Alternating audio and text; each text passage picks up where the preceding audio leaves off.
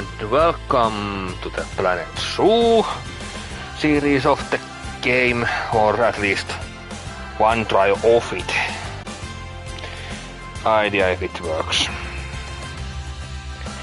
Like I intend to see. And of course, first things first, ads. Oh boy, those annoying ads for everybody to see.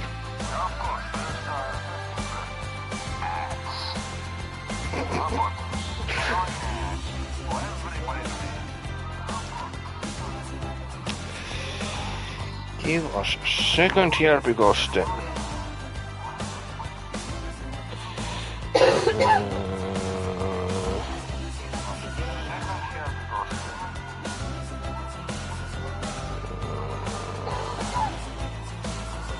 everything.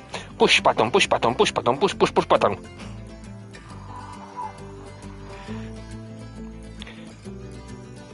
Something is wrong. Push button.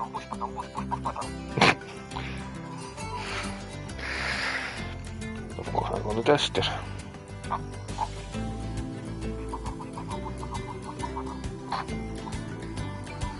Test 75,578.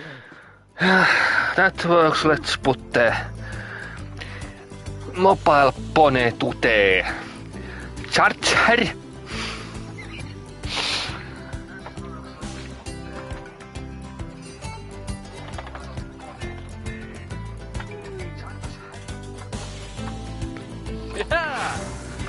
So let's see how this game works. Yeah, I fell several stairs a few days ago and... was it one day before 24? Or yeah. Right on the 24? Right on the night. Yeah. Just... I was so damn tired that I just went like from the second floor to first floor, and then all of a sudden my leg slipped and whew, five stairs ass riding. If I remember correctly, that there was a one little bottle band. Yeah. So yeah, my lower mid-back is hurting somewhat, so I have to use some medicine to quell the pain because nobody in the hospital is attending to the post until tomorrow. And by tomorrow it's completely useless to go even there, so yay! You have a nice little rainbow in your back. Yep, let's put it on easy. Right up there, right close to the... what is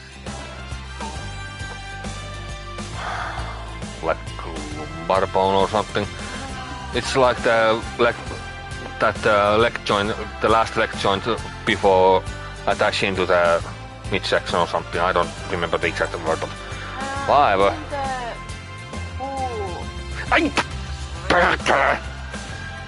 the full this area.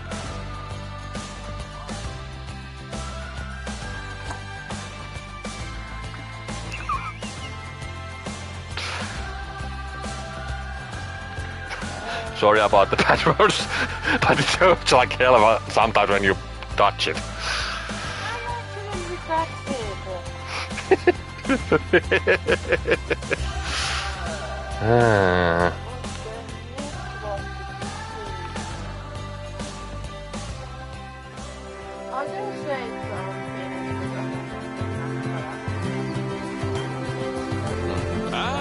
Heyo at Hematu.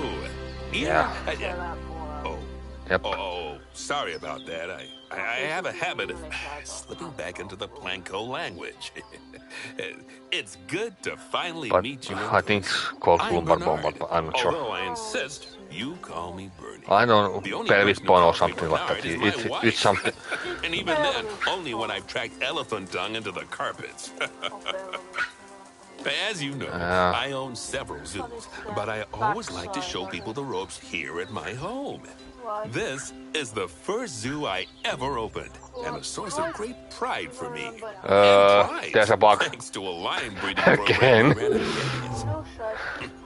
But we're in the middle of a big renovation, and that's where you come in. Sadly, our old contractor Thanks for the confidence, developing Walter. a fur allergy. Poor devil kept sneezing his dentures into the lion habitat. So, it's up to you to finish everything off. Don't worry, though. I'm not completely throwing you in at the deep end. My head keeper, Nancy Jones, will be lending a helping hand. Hello and She's welcome. a hard worker, and she'll expect you to be too. But I'm sure you'll get along like a house on fire. Even better, one that isn't on fire. Less shouting that way. But of course I... Hello there. From that rosy, fresh face of yours, I'm guessing you're Bernie's new hire. Good. Now, I hope you're ready to ditch your diploma because we're about to Not get that really kind of hands-on. voice But acting. before we begin the real work, how about we familiarize you with the zoo by learning how to fly around it and visiting some of our beautiful animals? We'll start by popping over and having a look-see at the grizzly bears in their habitat.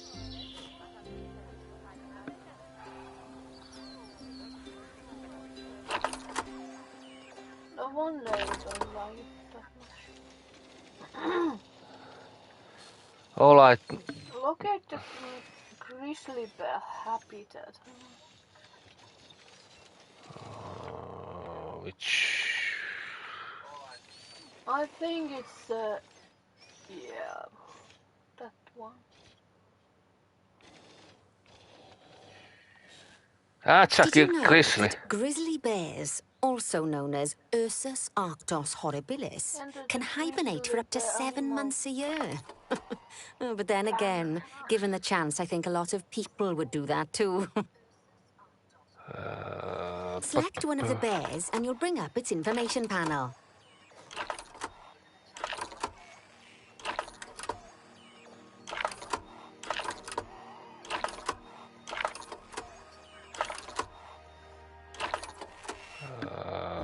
What did you say?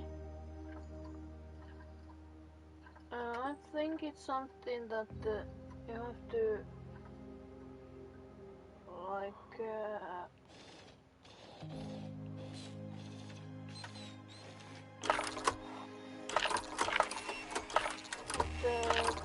cursor on the bear and hit multi-select. This is where you can find out all kinds of information about your animal. The most important thing being its overall welfare. You'll learn more about animal welfare today as we go through your objectives. But for now, let's enjoy this magnificent animal. Why don't you select the camera from inside its information panel?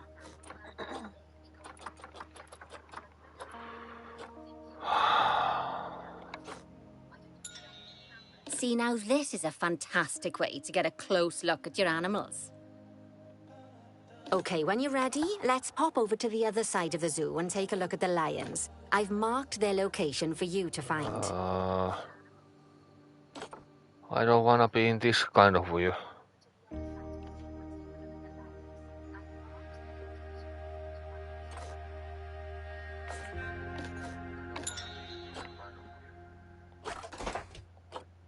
Already coming. Oh.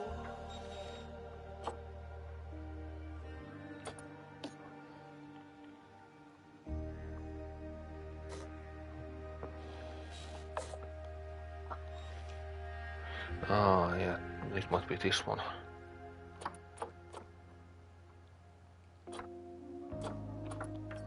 No, it oh, they will go to the lions.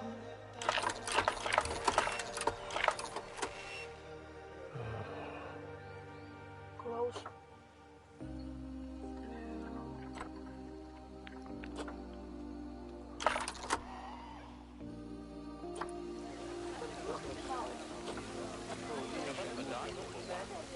So, lions. She said that she mocked. Oh, Panthera leo leo. All the West African lion to you and me. Lions are the most social of the big cats, and there can be as many as 40 lions in a pride, although prides of that size are pretty rare. As Bernie would say, those lions are awesome, which is precisely why I handle the training instead these days. Anyway, how about we get started on those objectives? Come on, let's head over to an empty habitat and see what needs doing there.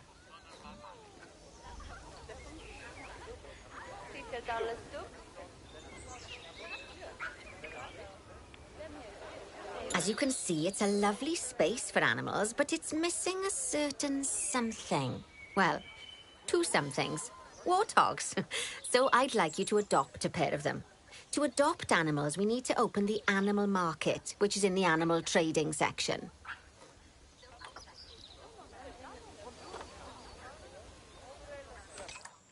There we are. A pair of perfectly splendid warthogs for our zoo. Just select them and choose Adopt. Normally, the animal exchange would be full of animals, but I've emptied out the market while you learn how it works. The last thing I need is you accidentally ordering a dozen elephants.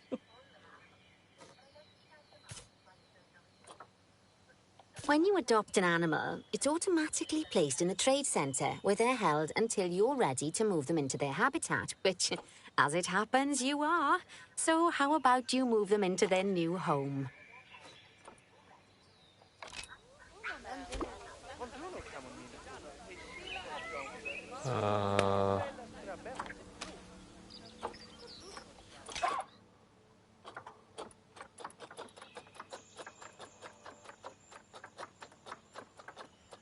And where the other one go?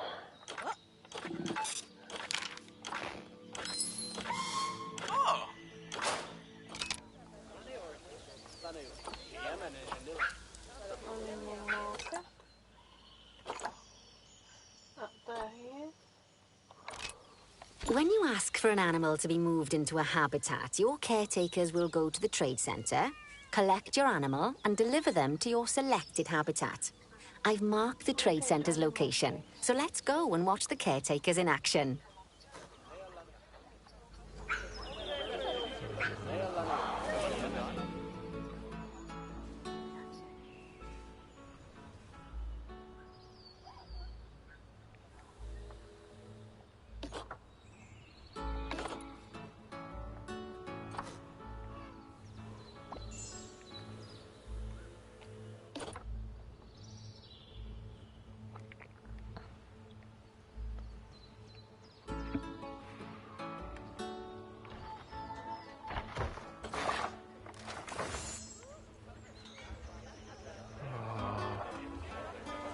I don't see it here. It's over there. Oh yeah, there. Sorry, I'm stupid. Well, as you can see, those caretakers don't hang about. They'll move those animals to their destination as fast as possible. Of course, normally we'd have to place the animals into quarantine before moving them into a habitat, but I am assured by a person of good standing that these warthogs are in the very rudest of health. Right, let's get the warthog's habitat finished up so we can keep them nice and happy. You see, each animal in the zoo has an overall welfare statistic, basically how happy they are. And that overall welfare statistic is itself comprised of 4 different areas: nutrition, social health, habitat, and enrichment. Luckily, if you select an animal, you'll bring up their animal welfare information panel, which we saw earlier, where you can see how they're doing. That way, you'll know exactly what areas need to be addressed. Don't worry if that's a lot to remember. You can always... Okay. Let's start by making sure we're taking care of the warthog's nutrition welfare. To do this, we'll need to place a food station and a drinking station. Now, each animal requires a different type of feeding station. And for the warthogs, it's a small feeding trough. So let's add one of those and a water bowl.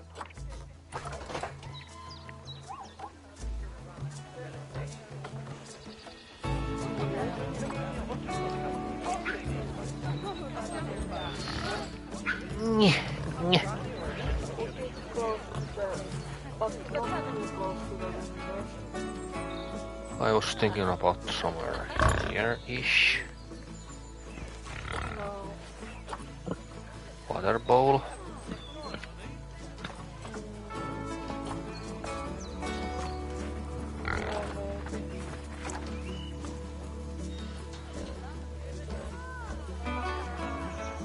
Animals also require stimulation to keep them happy. Let's add a lovely mud bath for the warthogs to roll around in. That bath will count towards their enrichment welfare, specifically their toy enrichment welfare.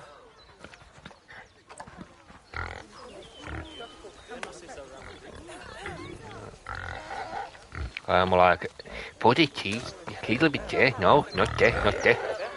Can I, by the way... You can change it later, but Oh, that was right, thinking like, yeah. Oh, nice work. You've got a knack for this, I see. Now, our contractor had to leave in a hurry, so this place is in a feral state. Unfinished thingamajigs and whatsits all over the shop. But the first thing we need to finish is the ostrich habitat. It's over near the hippos.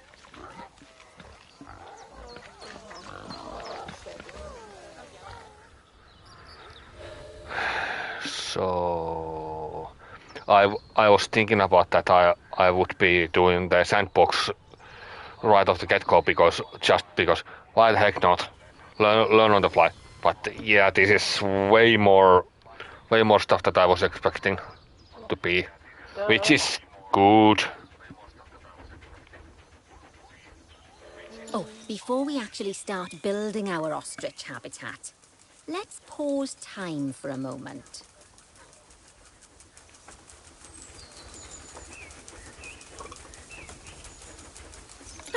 That's more like it. A quick break.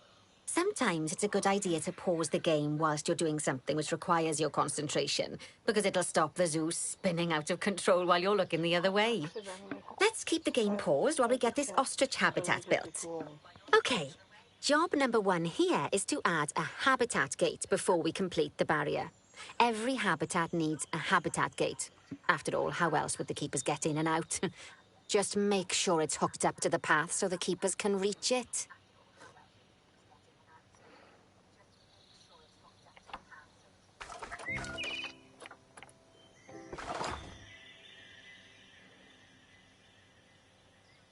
you have to buy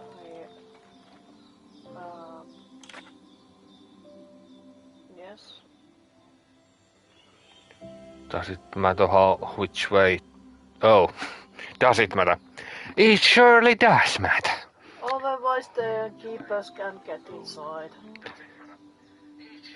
Right! Let's complete the perimeter barrier so we can adopt us some ostriches. I've marked out an area for you to use, so I'd like you to finish off the perimeter using the brick barrier. This might take several tries, but... does it change with...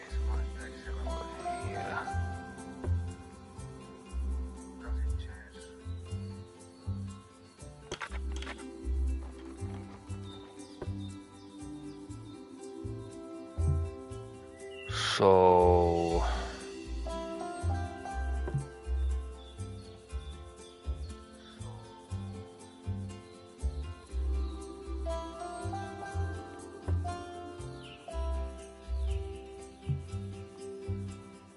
Maybe I'll have to change the length thingy.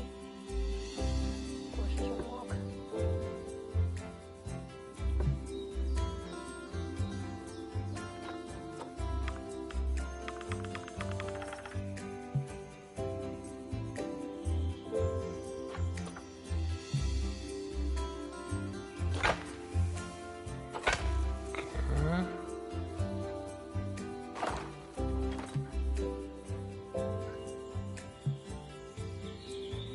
Disrupts water placement.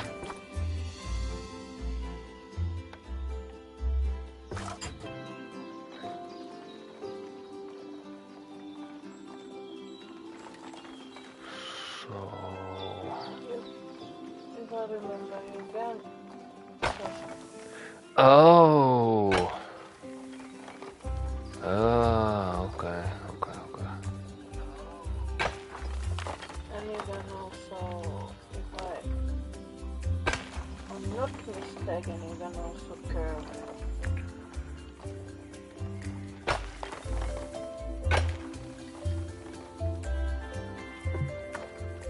Good work! Remember, before you can place animals in any habitat, it has to have a full loop of connected barrier. Now, you've probably noticed that guests can't actually see into this habitat at the moment. At least not without a stepladder. But seeing as they're banned, I'd like you to select a piece of barrier and swap out the brick for a glass barrier, so the guests can see in.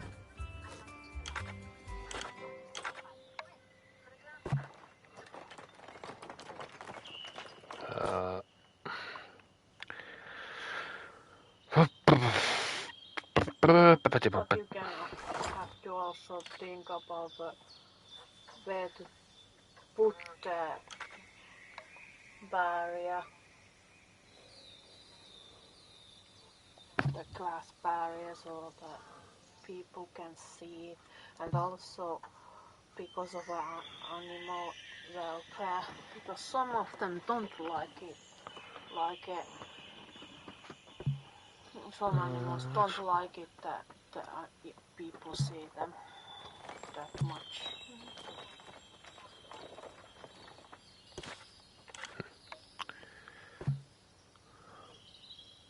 There we go. Adding in more windows gives guests even more opportunities to see the animals in a habitat. It's always best to make sure the guests can get a good view into a habitat from the path they're walking on, because it makes them happy, and because this would be a pretty terrible zoo if they couldn't. The last thing we need to do is to add a donation box. You see, when guests enjoy the view of an animal, they'll make a donation. Just make sure you put near a viewing point. Donation boxes are one of the main sources of income for the zoo, so make sure you remember them. Now, before we adopt our ostriches, you should unpause time. After all, if time's paused, then so are our caretakers, which will make it a bit tricky for them to deliver the ostriches.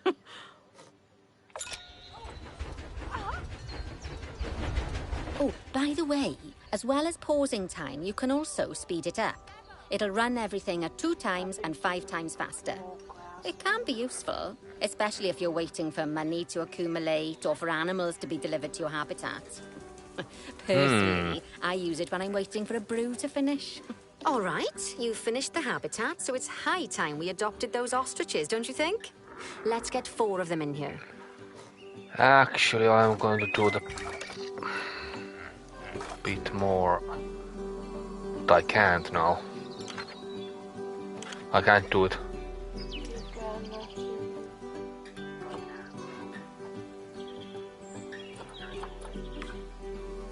Glass.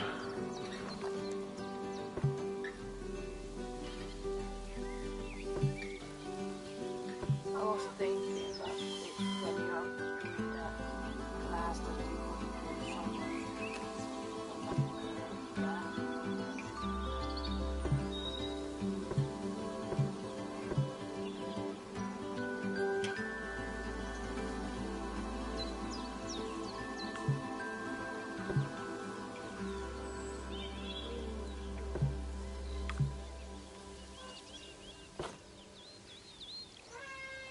whatever can do later, at least.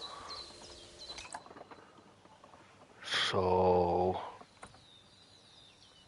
Do you see that medals? Yes. If I remember, the better medal, the better animal. As you can see. So... Does it brute force us to get these all of these 4? Yeah. It said you have to have 4 ostriches.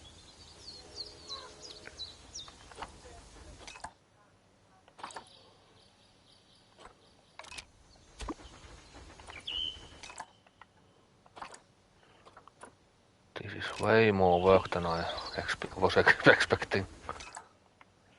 But, I mean... While we wait for them to be collected by the caretakers and brought to the habitat, you should get it ready for them. Add a suitable feeding station, water station, and an appropriate food enrichment item. It's often best to place things like enrichments and feeding stations near to the habitat perimeter, so guests can get a really good view of the animals.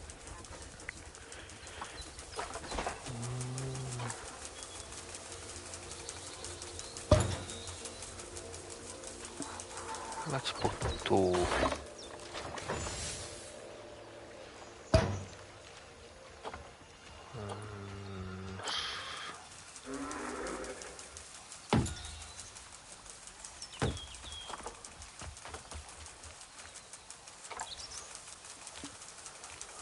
How did I?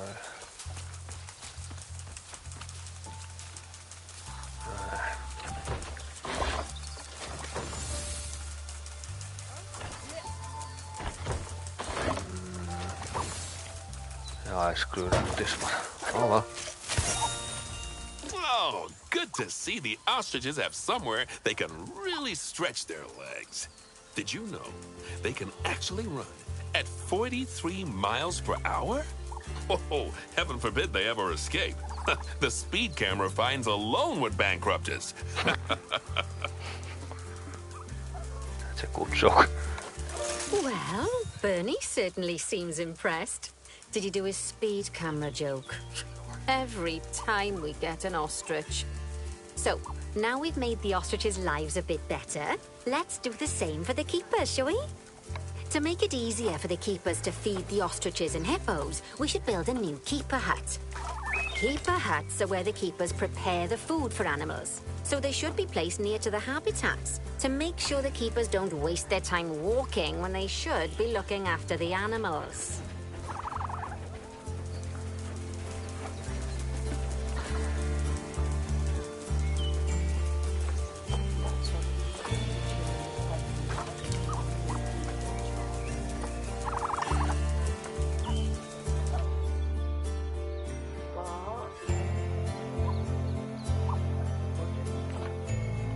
This one or this one? You'll need to rotate the keeper hut to get it to connect up to the path. So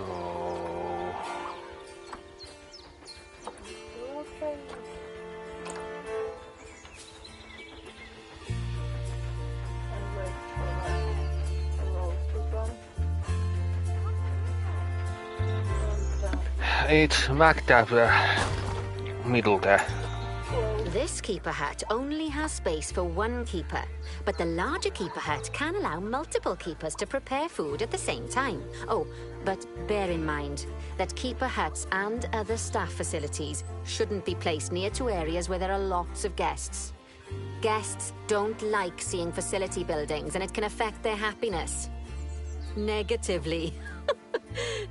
In case that wasn't clear. Something that all facilities, shops, and a whole host of other objects need is power. And that obviously includes your newly built keeper hut. So let's place a transformer next to it, shall we? Transformers more than meets the eye.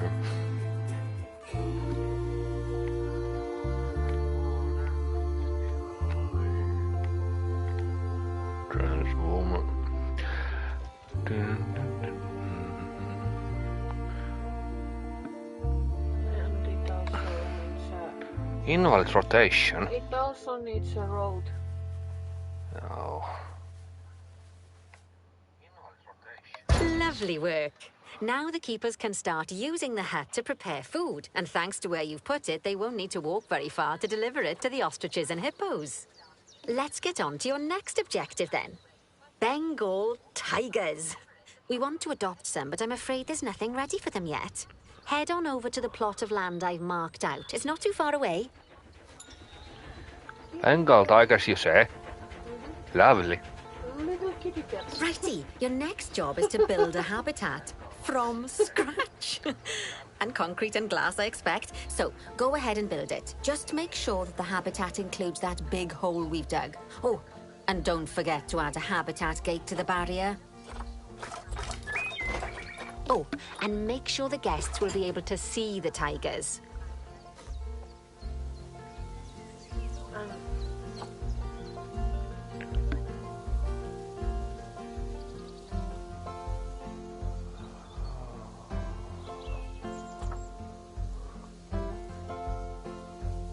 Boundary.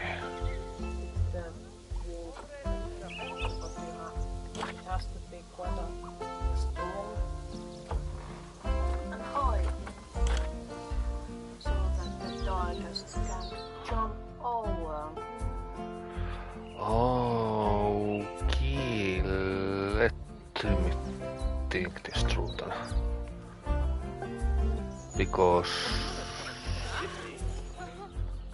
where is the main gate here? Main gate is on Okay, so the logical thing would be to put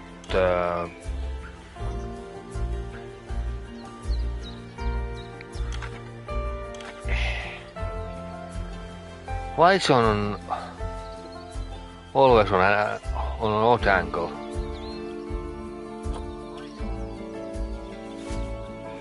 Oh, okay.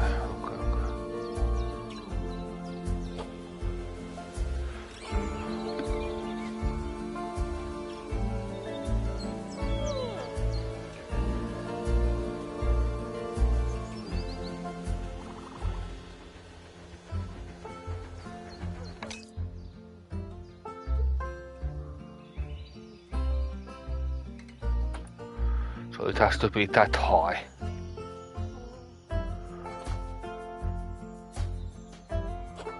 So this is the main road. Yeah, that's the stack road, the hexagonal thingy.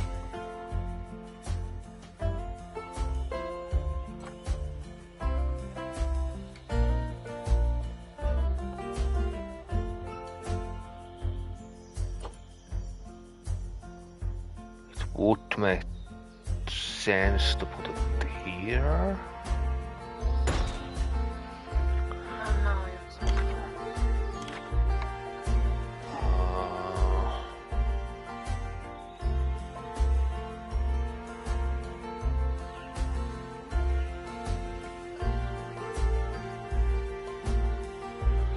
So do I need concrete here?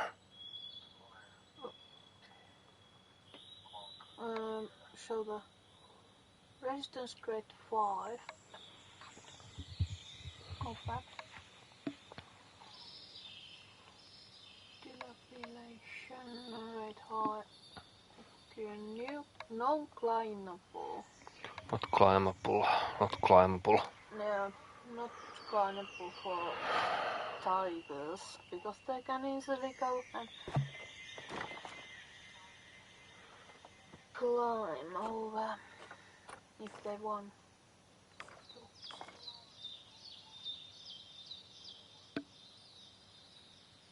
Can I?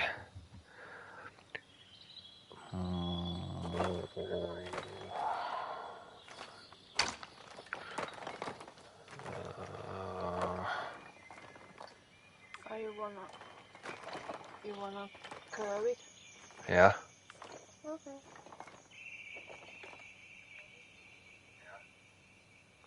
And now You just dump it there.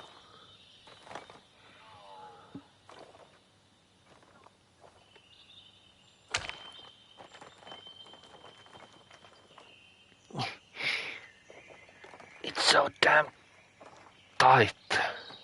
Curvature, yeah. Where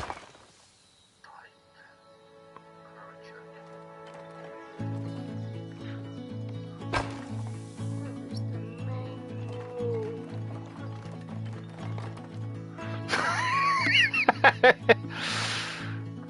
No.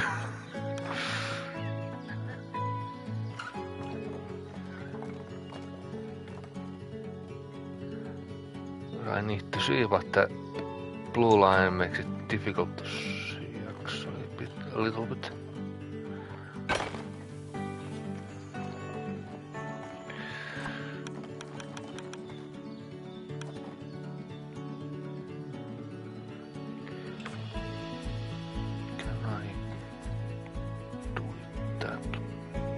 Yes. Yoink. And a little bit. Yeah. Didn't think that straight.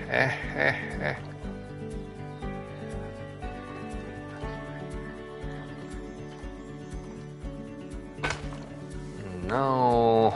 Can you curve? Yes, you can.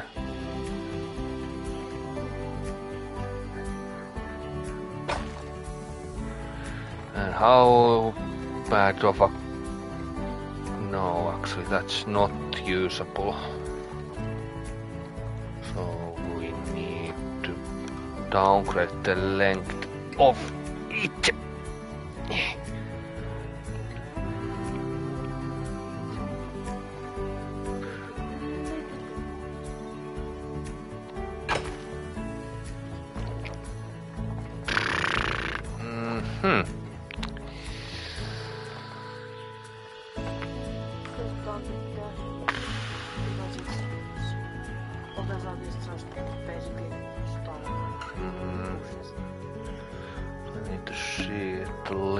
Differently.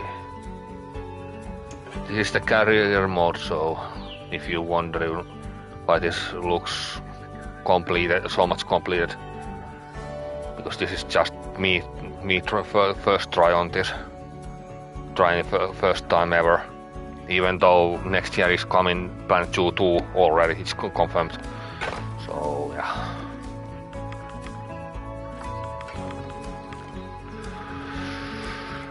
So, can I get... That's too much curve.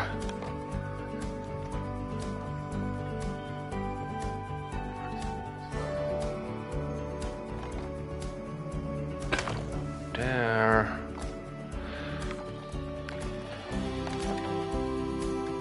Not enough curve.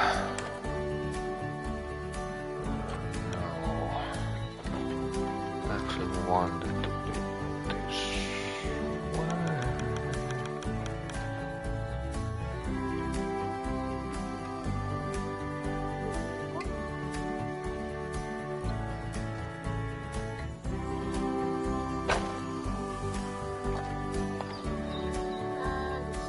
Now, Bernie takes safety very seriously at his zoos, so we should probably make sure those tigers can't jump out of their habitat, don't you think?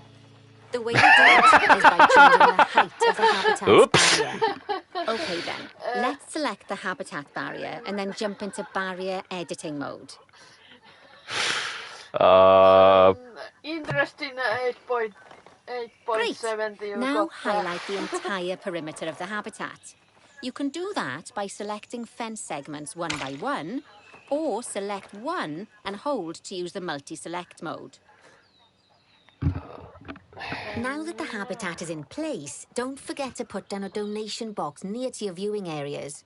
We need every dollar we can get. Especially as these tigers aren't exactly eating instant noodles for lunch. Let's say donation box even though I don't have any glasses. Windows, yeah. Yeah, glass window, whatever. Put two places a window, actually. Okay, that's the habitat boundary complete, the habitat gate in place, and most importantly, the tigers won't be able to jump out of it anymore. I think it's time we adopted those tigers.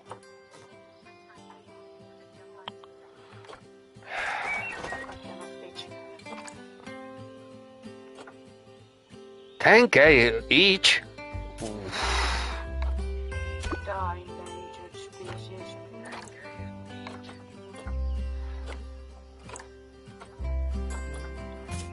I'm sure. Whilst our trusty caretakers collect and deliver the tigers, let's take a look at preparing the habitat for their arrival. We'll start with the basics. Add a suitable feeding station for them.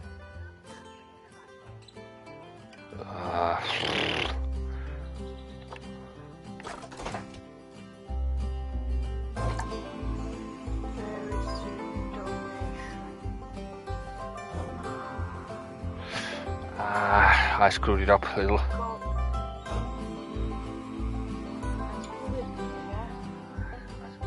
This time, instead of adding a water bowl, let's try something different. Some animals need a pool in their habitat so they can go for a swim, but they can also use it to drink from. All you have to do is make sure the banks of the pool have a gentle slope so they can easily get a nice, refreshing drink. There's already a pool excavated, but you still need to fill it with water. You should do that by going into terrain and selecting the water tool. Terrain.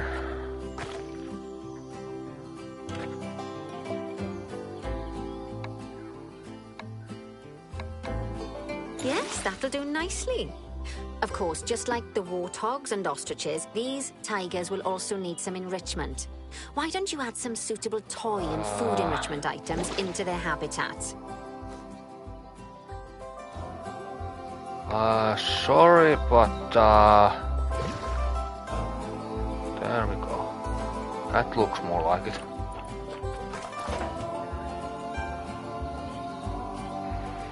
Food enrichment. Put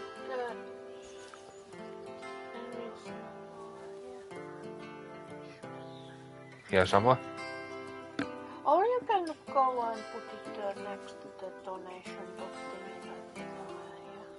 But I was gonna do it twice, so that one place is seen like here, and the other one is like somewhere round about here. I was thinking myself that one close to the building room, two windows like that. One.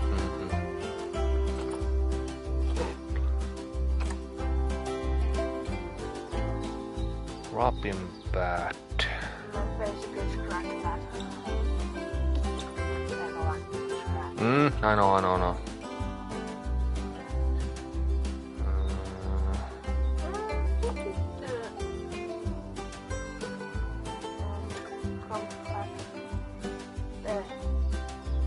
Okay, it's really starting to take shape. Now, the tigers will need a shelter in their habitat so they can hide from the guests, or more likely, the bad weather. Although, given that we're in England, you might want to think of that just as normal weather. Go on, add a shelter to their habitat. You can either build one from various suitable bits and bobs, or if you like, just pop down the blueprint that I've already built for you. I kinda want it to be like.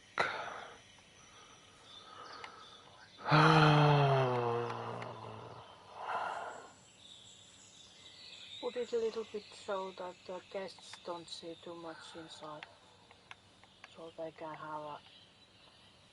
Don't see inside, I said. Let me think. So that the tigers have a privacy.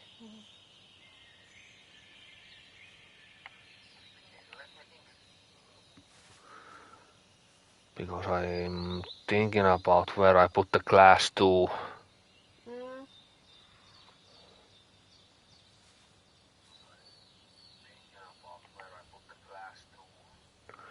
Because one is gonna be either way here, in this area. And some here. Yeah. So I Put it there.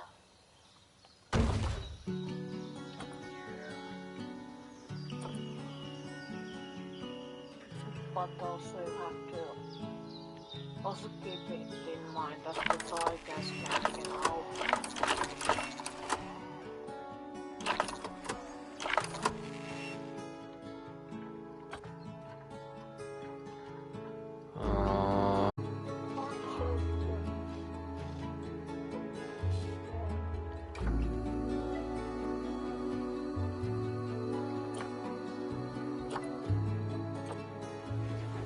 Maybe you have to wait. Huh.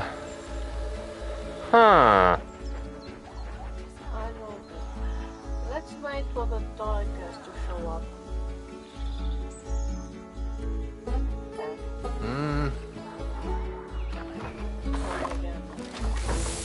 Oh my.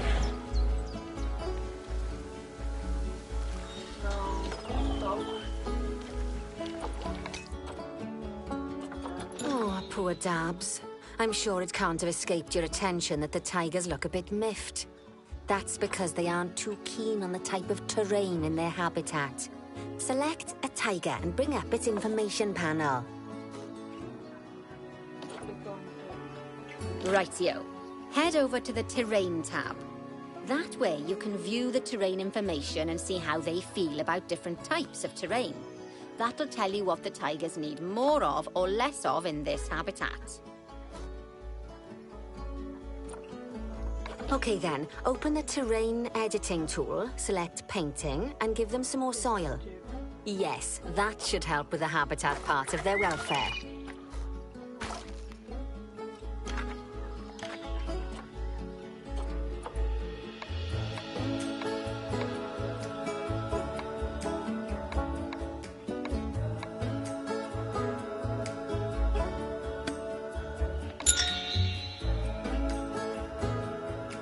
So, long grass.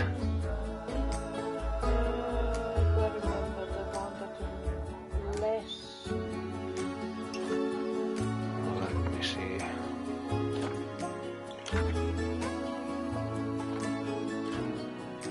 They want more soil. Let's go down. Oh yeah, here.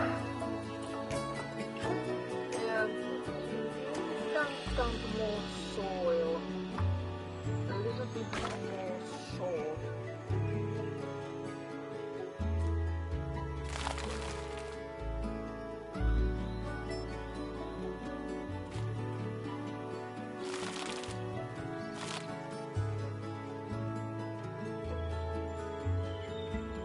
So like.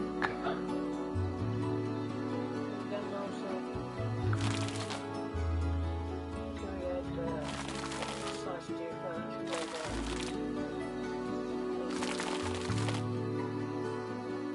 Okay. Oh.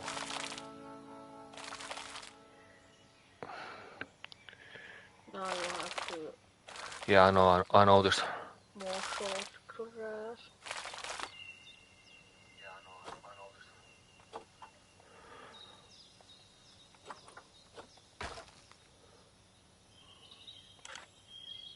Obstructed. Right then. All animals need plants and trees from their own biome or continent. You know, deserts, savannas, Eurasia, Europe, that sort of thing. It looks like these tigers need a few more plants in their habitat. To get a perfect fit, use plants from the rainforest and temperate biomes that are native to Asia. Although if you have to, you can get away with using just one or the other.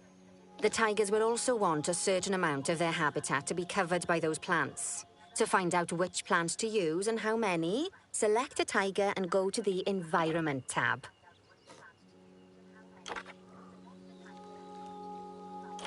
Now, as you can see, some of the plants currently in the habitat aren't quite right for the tiger, like the wattle bushes. You can remove them if you want. You can find all of the plants you need in the nature section, and you can use the filters to only show the types of plants you want to see.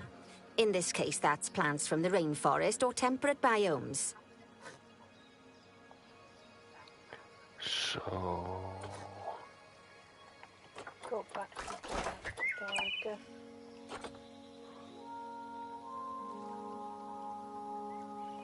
Go to the dog.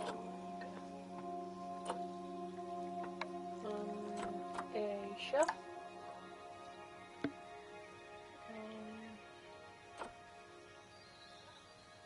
Then there was tropical and one other.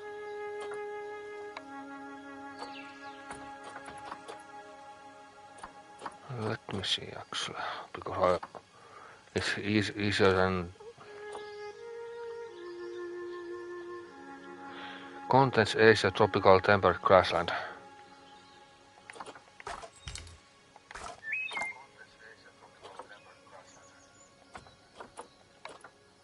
Content is Asia. Content back. Foliage type. tropical. Yes, everything.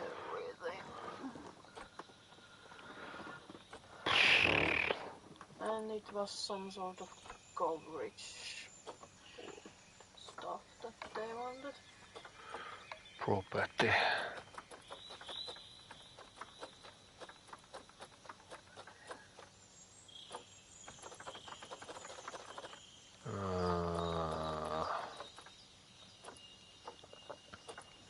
No.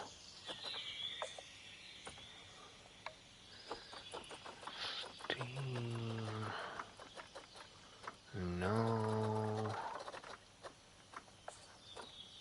Foliage type. No. Click on the tiger.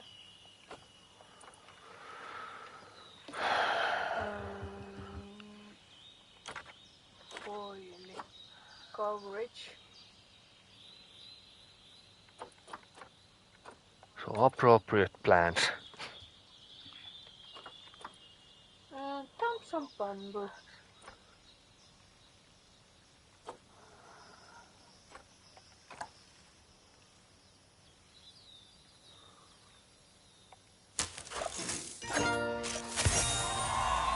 Bamboo and that's They say that good fences make good neighbors.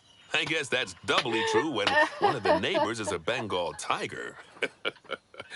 Still, those tigers look so happy that I doubt they'd leave, even if you did poke a hole in their fence. Oh, but for heaven's sake, don't test that theory. Oh, heaven's sake, don't test the theory. Right. Let's head over to the Indian peafowls. I've been told that we need to improve their social welfare.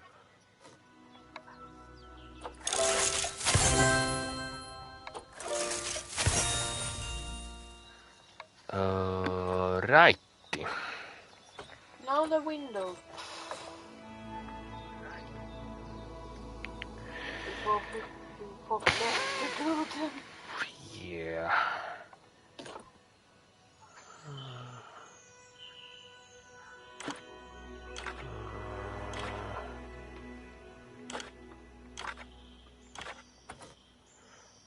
What?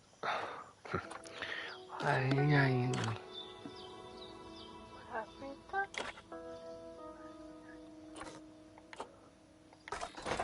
Pärjäs. We can. Oh yeah, right. We were supposed to be doing it here at least. It doesn't allow. Okay.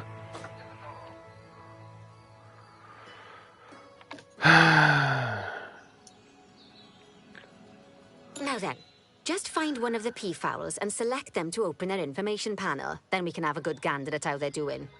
Although technically, I suppose gandering would just be for geese. Peafowl.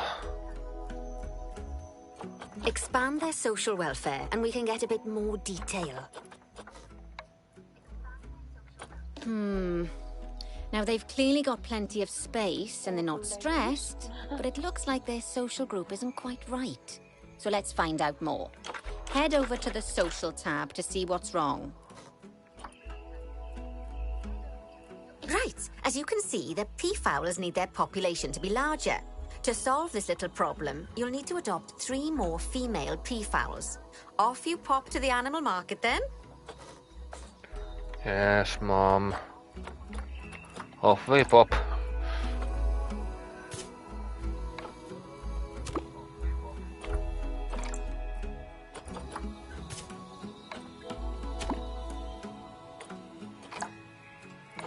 No, wrong button.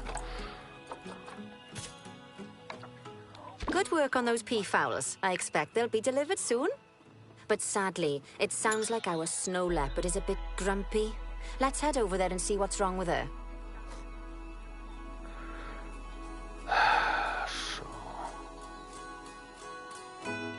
Just like people, animals can suffer from stress if things aren't quite right. You know, like when you see someone put in the milk before the tea bag. In the case of these snow leopards, they're a bit stressed by their lack of privacy. You can lower their stress levels by swapping out the normal glass barrier by their cave for one-way glass. It's not a cheap option, but I think they're worth the expense, don't you? This will give the snow leopards somewhere to go when they want to get away from the prying eyes of the guests.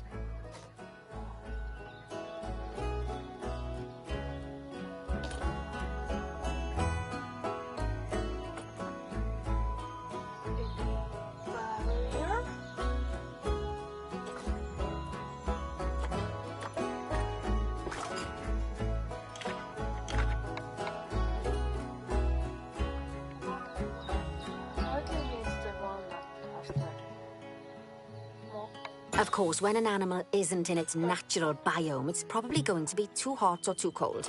Unsurprisingly for the snow leopards, it's too hot, even with the terrible British weather.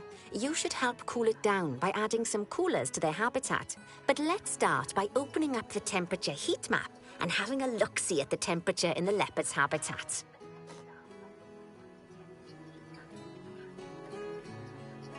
As you can see, we already have one cooler in there.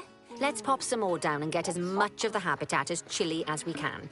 Luckily for us, this habitat already has power, but you'll need to make sure of that in the future. Just so you know, if any part of a habitat is powered, then the whole habitat will be powered.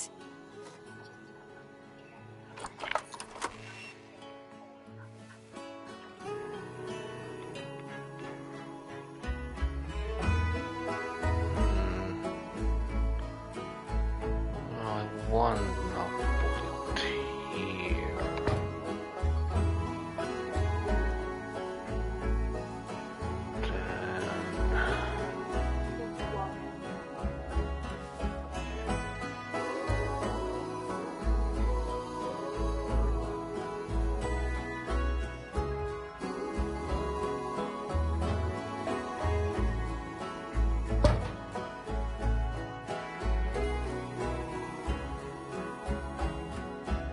You can find heat maps for all sorts of helpful things, so do be sure to explore them and make good use of them.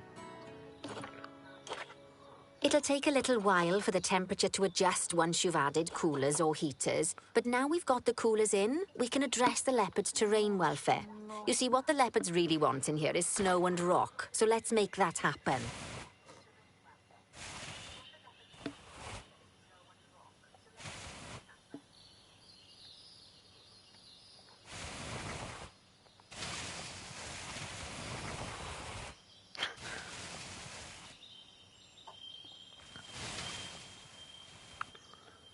So I need to put like snow everywhere. Yeah, you have to be quite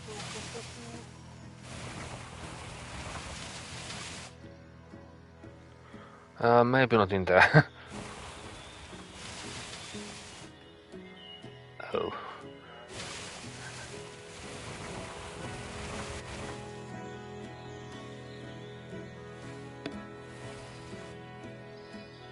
So...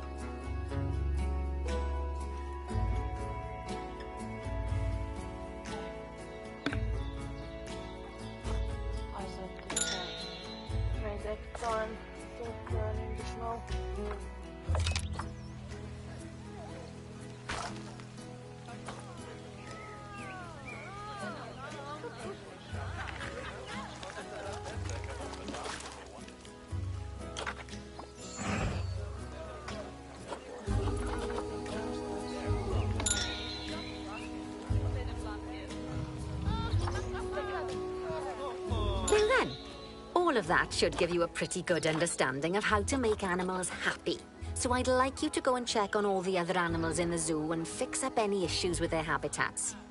That'll increase the average welfare of the animals across the whole zoo. And that average welfare is a very important statistic. Now, to quickly see how all your animals are doing in the zoo, you should head to the animal section of the zoo management screen.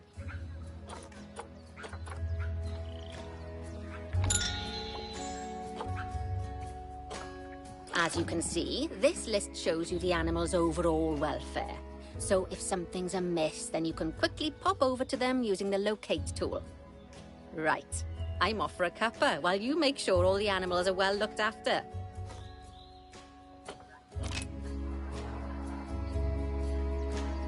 Increase the average habitat species overall welfare. So, like, everything here has to be over 90.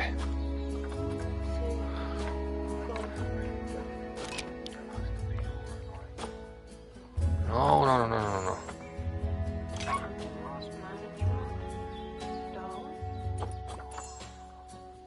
So we can see all the animals.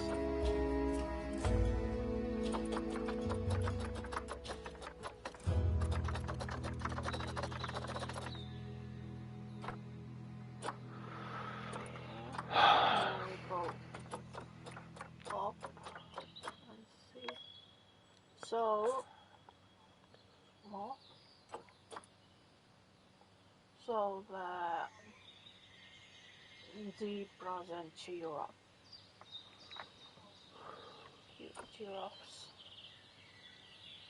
at least. I'm thinking about, like, You don't need to do elephants at all. But if I saw it, then there's the giant tortoise.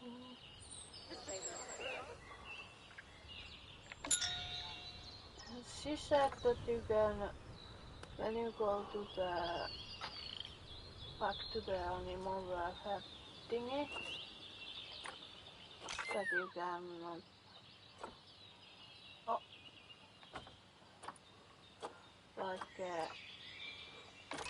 click on him.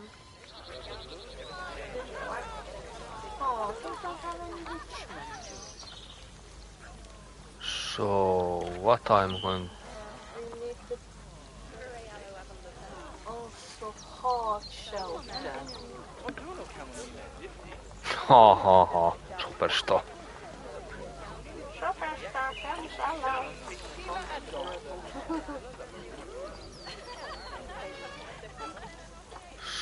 So,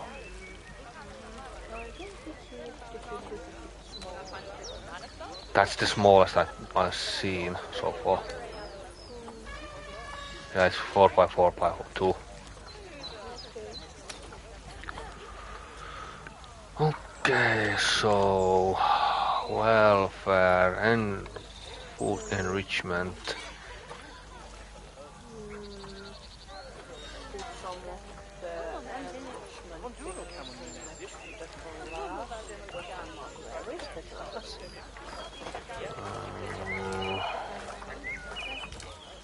And what is the... You can also check on the purple tortoise that they're doing itself to see what they want. Oh yeah, right, I forgot that. What do you need? And this is the hard shelter that they are requesting. And this is the smallest one I can get.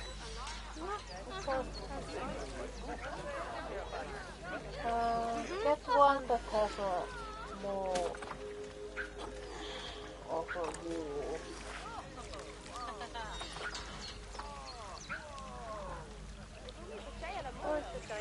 That.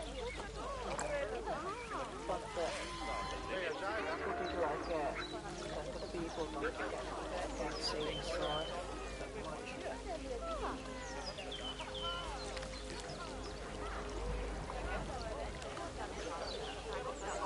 Thing is that Bring it closer to here. Capitale.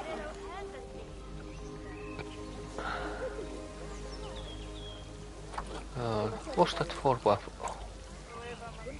No. So it has to be this. You have to put it a little bit down so that you can easily get on the shelter.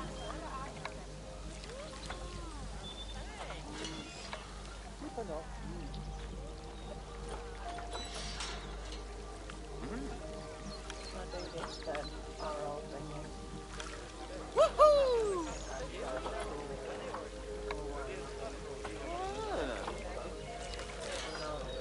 Somehow move it down.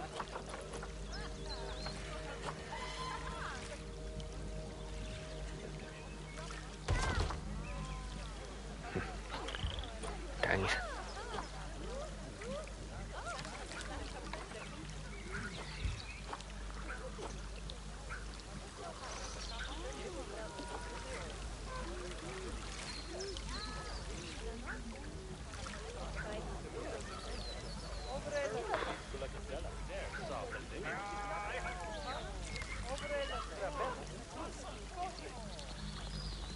Click on the shelter.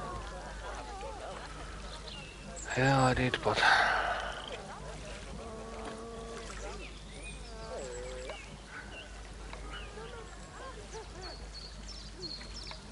You only need to say it.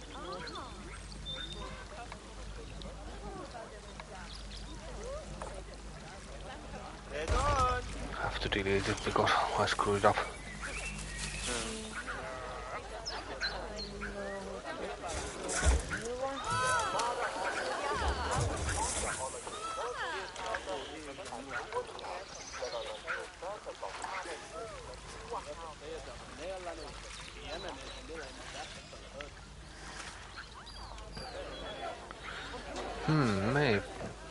Maybe it might work here.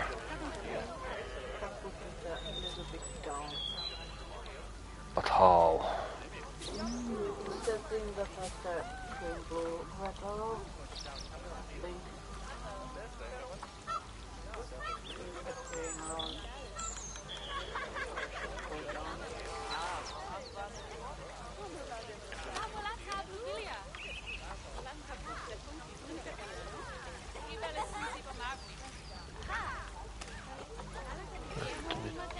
Check.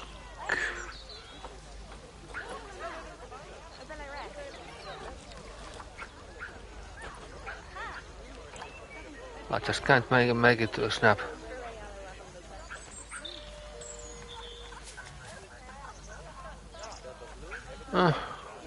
Put it there.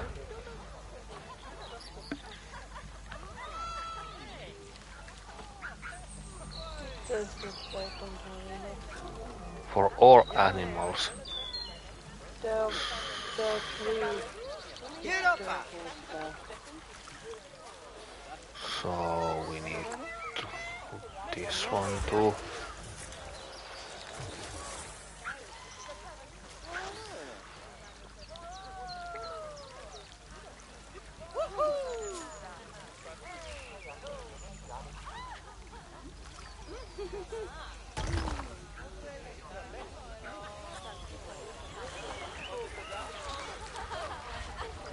Now we need longer grass.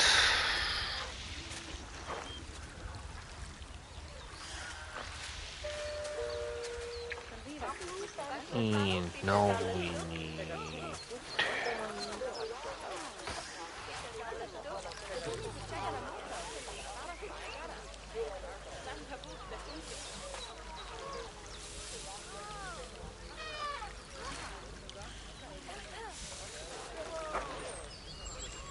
can't put it that much more here. Terrain is 100.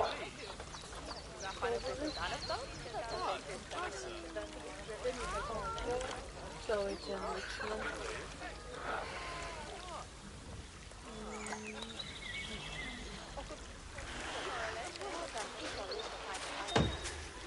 Bonk. And now it's the enrichment tools.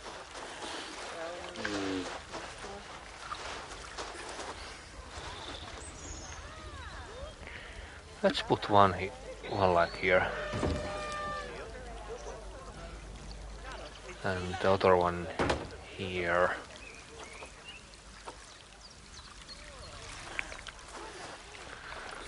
Enrichment.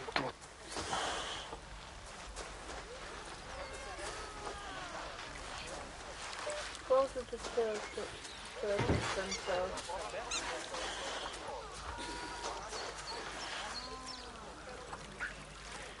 You happy now?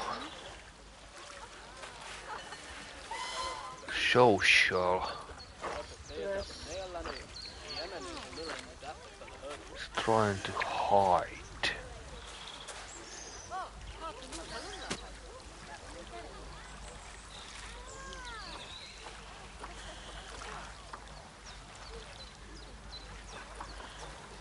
So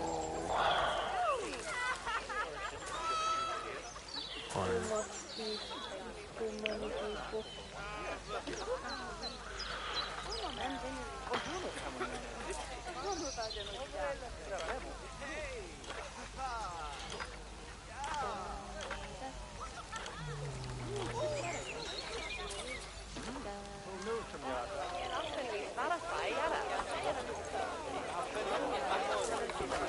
barrier. Let's put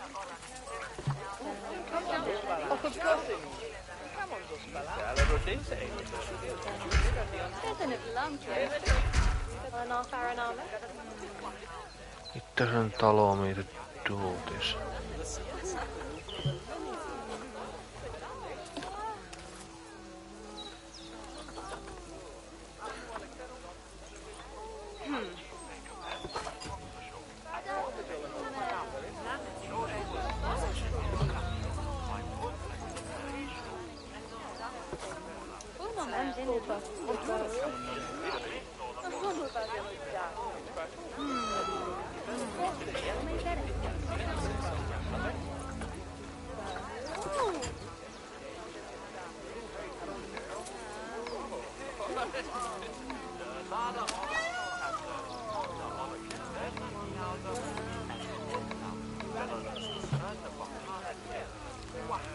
It gives that just that.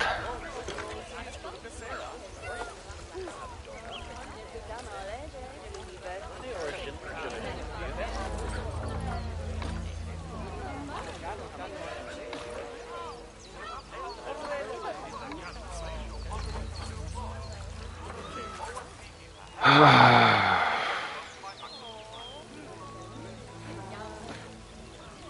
I need to move you?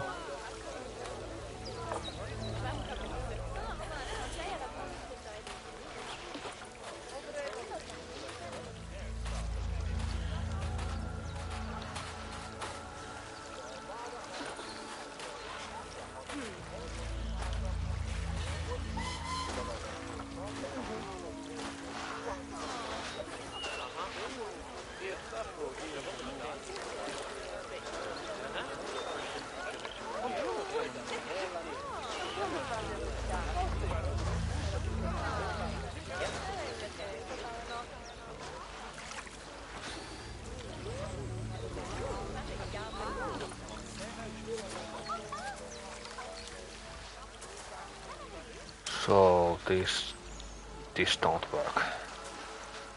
Yeah, I think you have a shelter there, but it doesn't have a roof.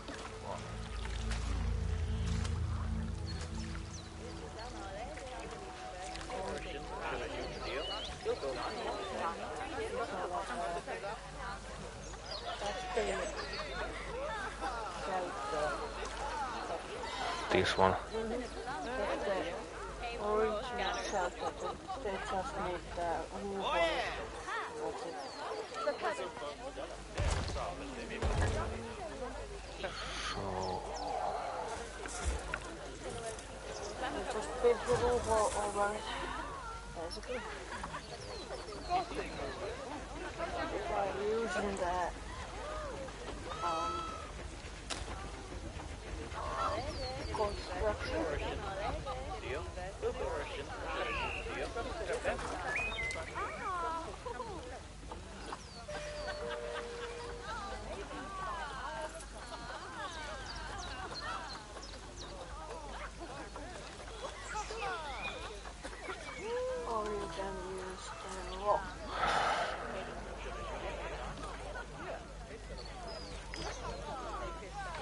No, they need that. I know, but you can also keep the shelter via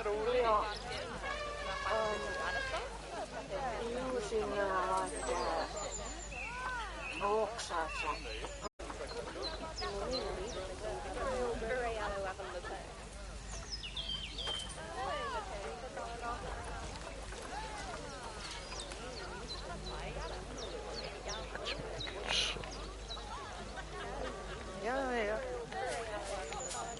I'm going to do it just like, basically like, I put it there.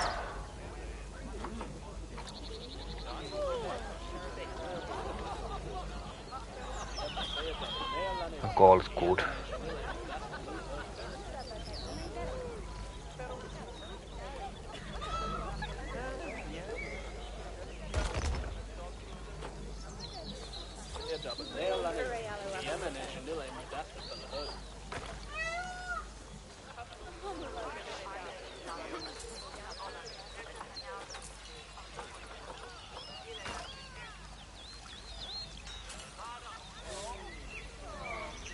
That's good enough.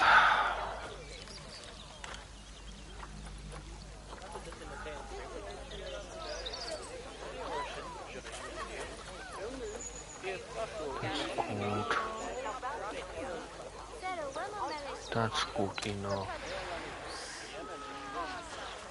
How about you? Okay, that's good enough. Now, let's see the management. Just a little bit tweaking it was needed.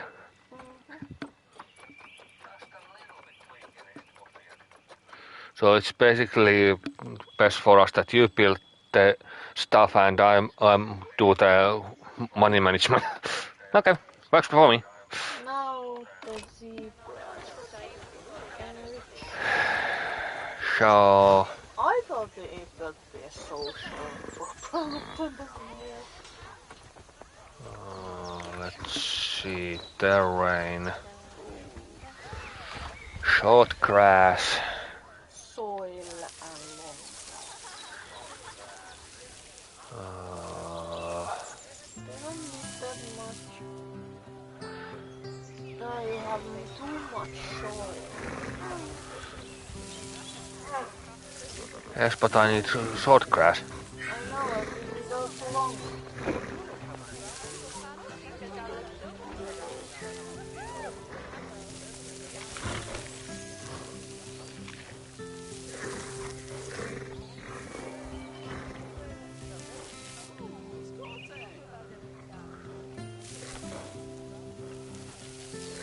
I do one thing at a time.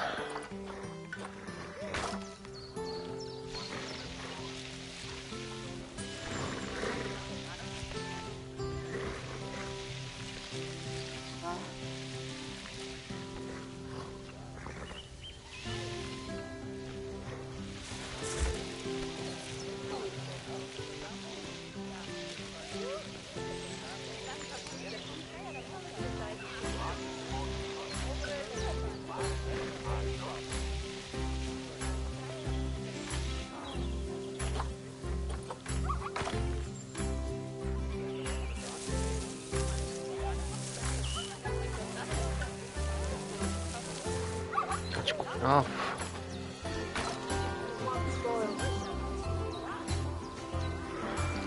Okay, too much ish. So let's put some.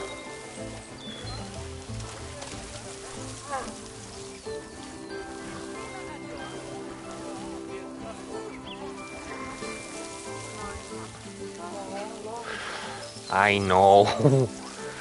Just let me cook first.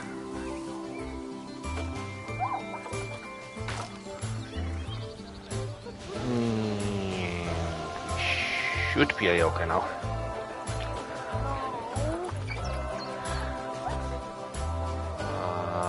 My question is, does this guy like it? Yeah. What about coverage?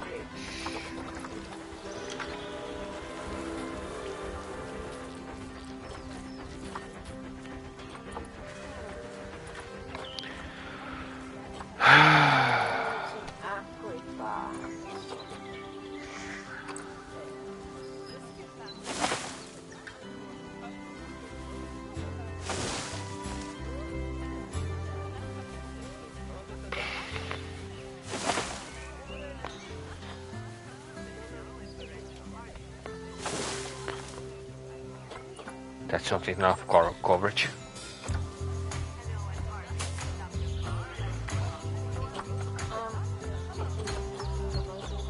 No? Click on the zebra or the giraffe.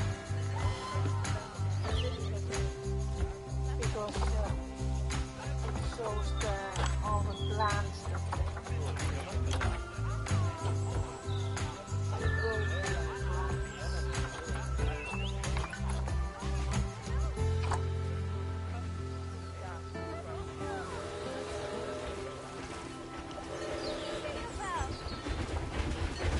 So damn hard to see sometimes.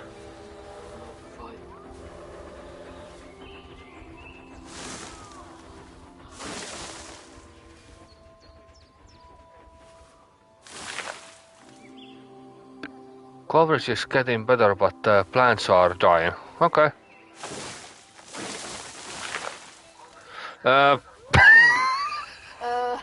What did you do? And that worked, by the way.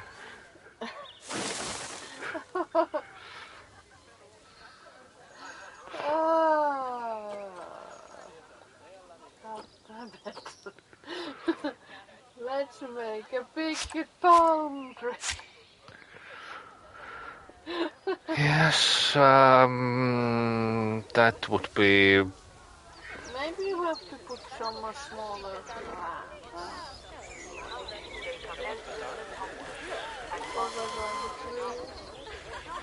It's just coverage.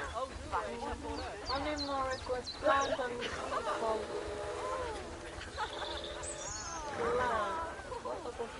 What it says of them. Oh yeah, I'm dumb.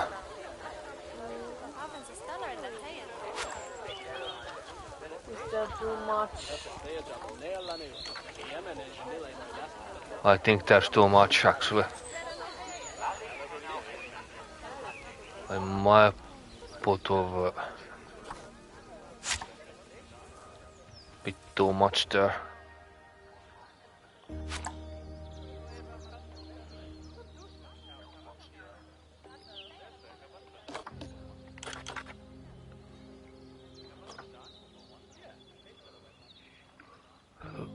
Requires less plant and tree coverage.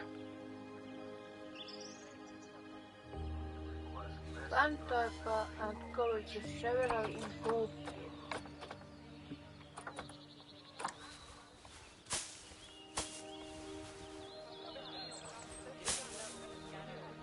Maybe you have someone wanting pushes there.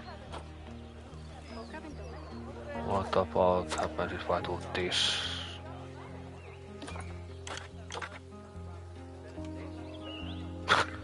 That fixed the thing.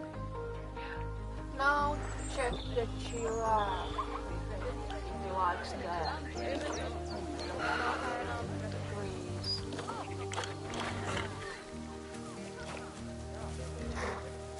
But for this is not good enough. Smaller balance.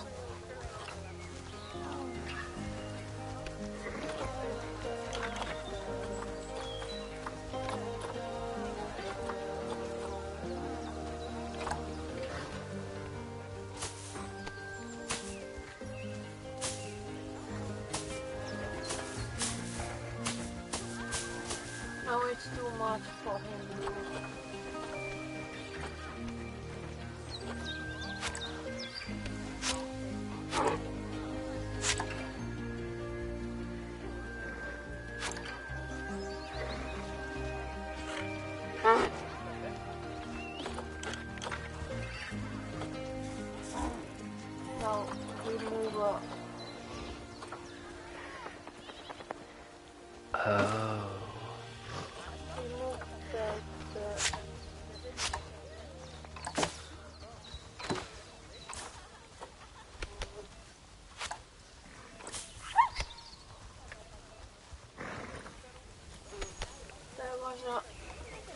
There was enough glass, but The problem problem was was the wrong type of trees.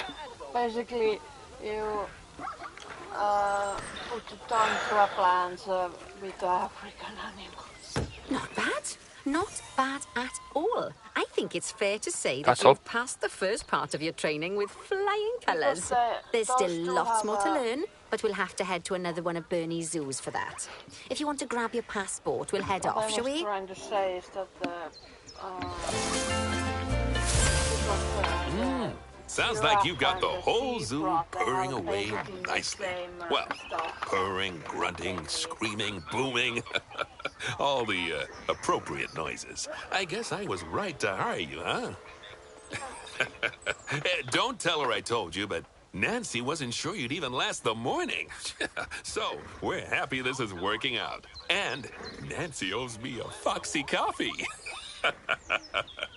As strange as it seems, considering we just met, when I look at you, I feel like you're the child I never had. After the one I did have, obviously. But you see, zookeeping's not for my daughter. Don't get me wrong. Emma absolutely loves animals. But she set her sights somewhat higher. Wants to save the entire planet. I'll just settle for saving a couple of species. I And am maybe having very a type of confused frog about that named one. after me. Oh well, I mean, sure.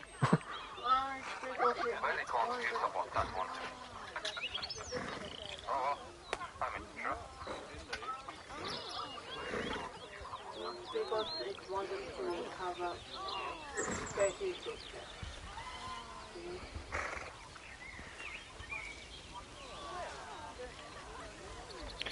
It seems so. Also, there's that. For anybody who cares.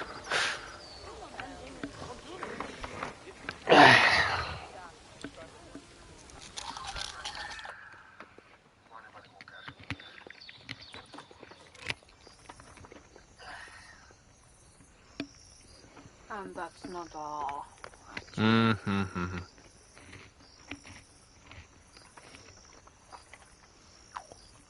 There's not even the crisis thingies or stuff like And that took like over an hour, almost an hour and a half to do. Whoa! Just one Yeah! and it was only tutorials. one of the first tutorials. Let's do the next one. Oh, let's do the medium.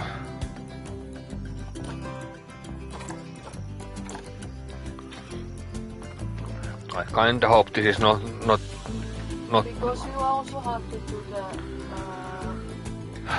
in normal play.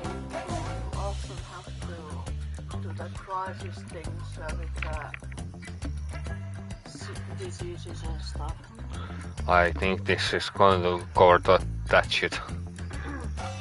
Or it's an escape.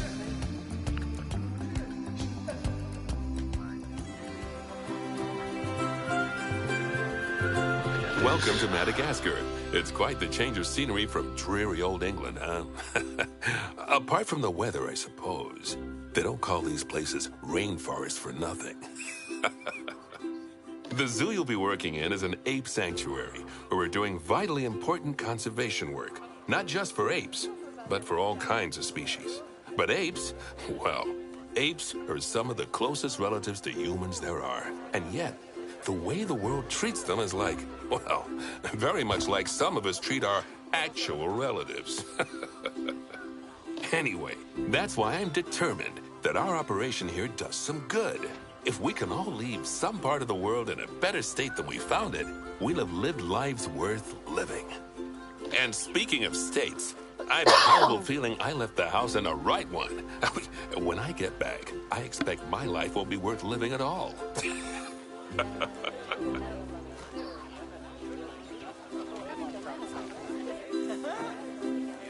What do you think of Madagascar, then? Bit warm for my taste, to be honest. Anyway, this is Bernie's primate sanctuary. It's not just primates, though. We've got all sorts of animals. So why don't we go and have a look at some of them, eh? We'll start by taking a look at the red-ruffed lemurs. They're the ones that look like they should be in a Shakespeare play. Come on, let's head over to them. That's funny.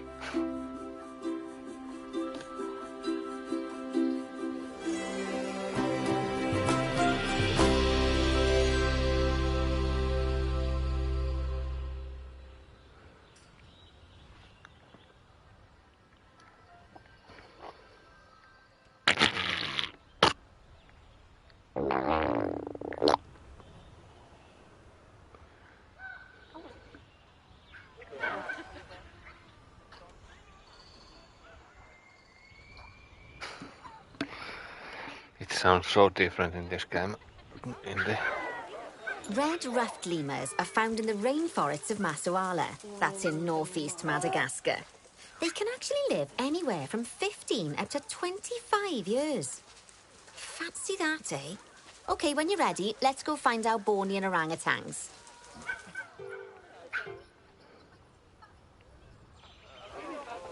The Bornean orangutan is such a marvellous creature. They're always a big favourite at any zoo they feature in, and they're also the biggest tree-dwelling animal on the planet. Assuming you don't count any lions that got stuck up one. Oh, why don't you take a better look at them? Open up their information panel and go into the animal camera.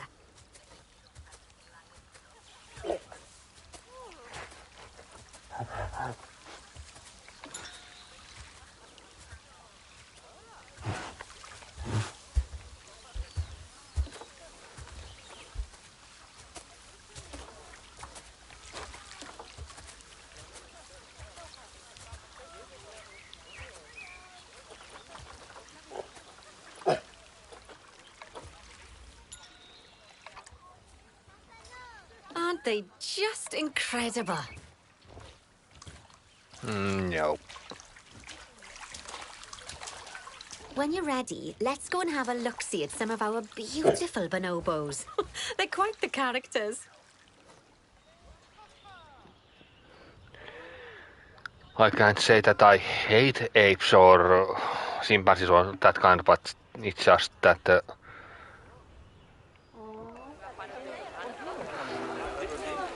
how should I say this? You don't like orangutans that much? Question mark? Yeah, and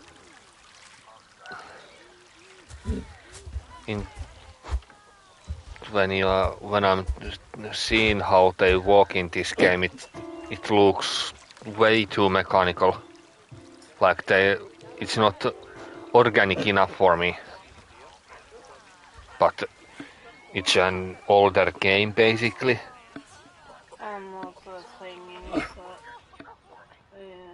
it's Oh dear! It looks like we've arrived just in time. One of the habitat's barriers has collapsed. And wouldn't you know it, one of the bonobos has made a run for it. We'll need to catch them. But before we do, we should box up the other bonobos to stop them escaping too. Select the habitat boundary to bring up the habitat information panel.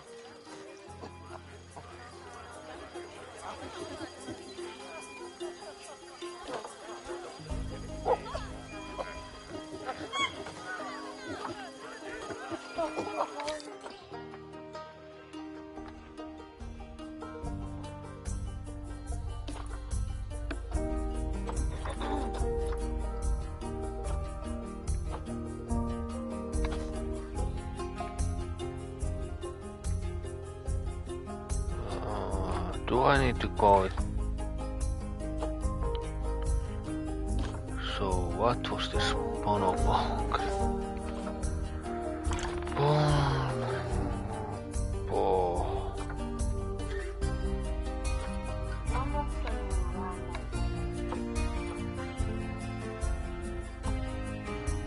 So where I gonna box them at? go back.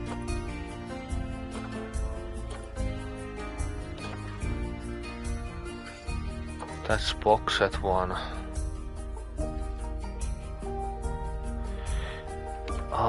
Maybe I need to go. Where is the... It said that the escape. Question is, where is the hole?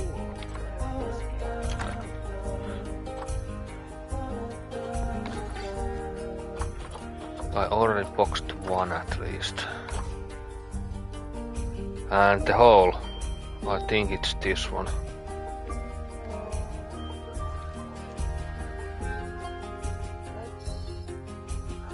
Yeah, where is the hole? I think I found it. Nah, we didn't see anything. There's nothing wrong.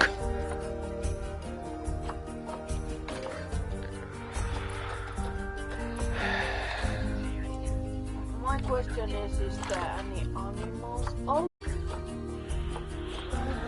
That that's gonna be annoying.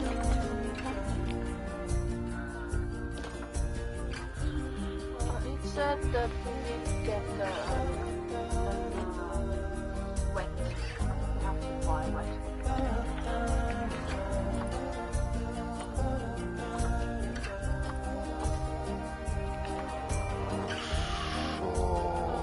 stuff. We have to buy them.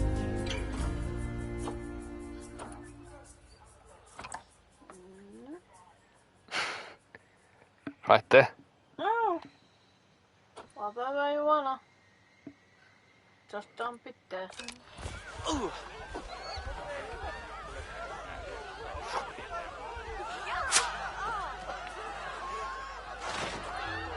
I don't dare eat off. What about the rest of the apes? Boxed. Scapy.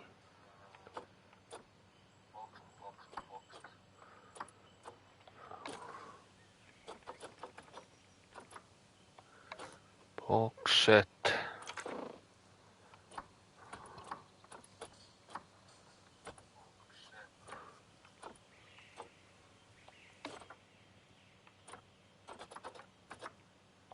Box set.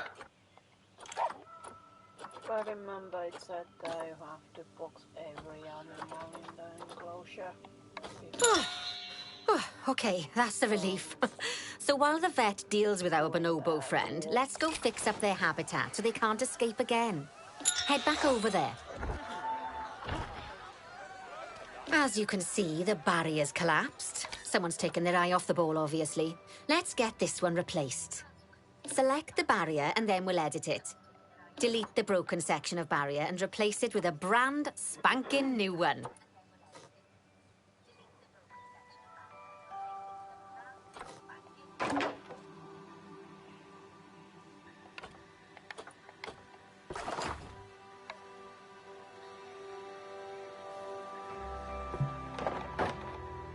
Good.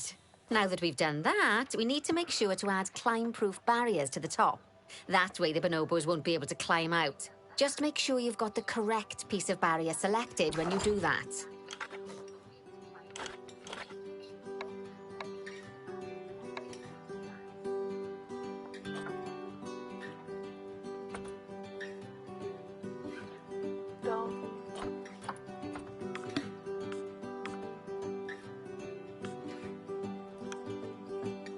Okay, so go into the options section and select which side the climb-proof barrier needs to go on.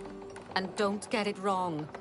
We're more worried about bonobos climbing out than guests climbing in.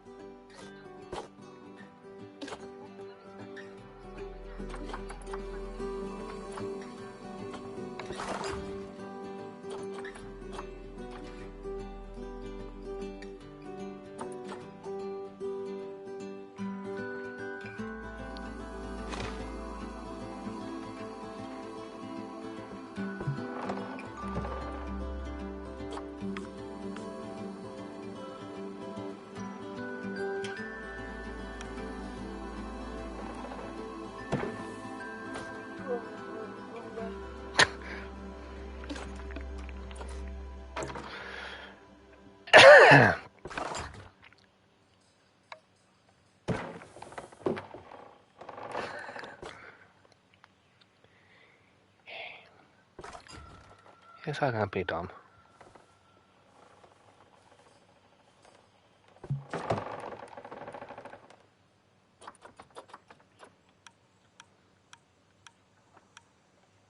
Nicely done. And I think it's high time we unboxed those bonobos, wouldn't you say?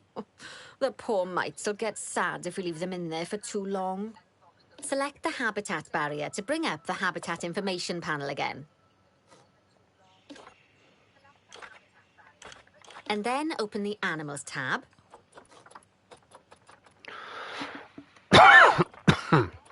And finally, use Unbox All Animals to let them out. I expect some of them are bursting for the toilet.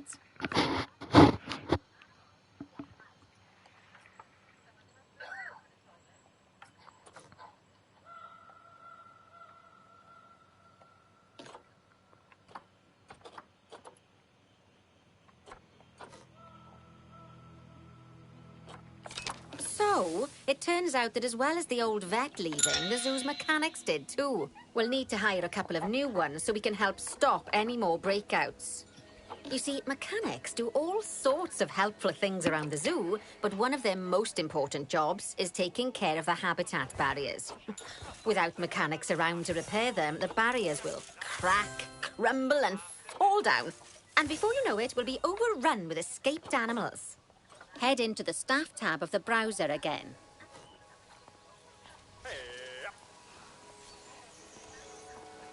Oh, gosh, we have been busy, haven't we? Good work there. I'm off for a cuppa. Oh, I think Bernie wants a word with you. Oh, I hear you had a bit of an issue with an escaped bonobo.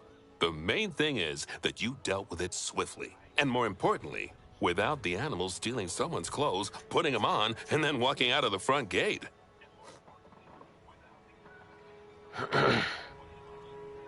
You see, another key responsibility for our vets is animal research. Researching animals allows vets to unlock new enrichment items, additional information for our education resources, enhanced breeding programs, and improvements to food quality. The animals' food, not the vets. It'll take more than a research grant to improve the staff canteen.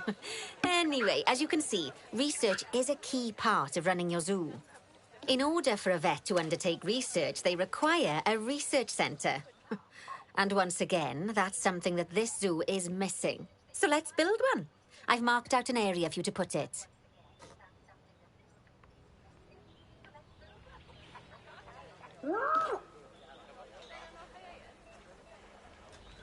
Now, you've probably noticed that there's already a building where I want you to build the research centre. Don't worry. You see, the building that's currently there is actually a hollow shell. So we're able to place our new building inside of it.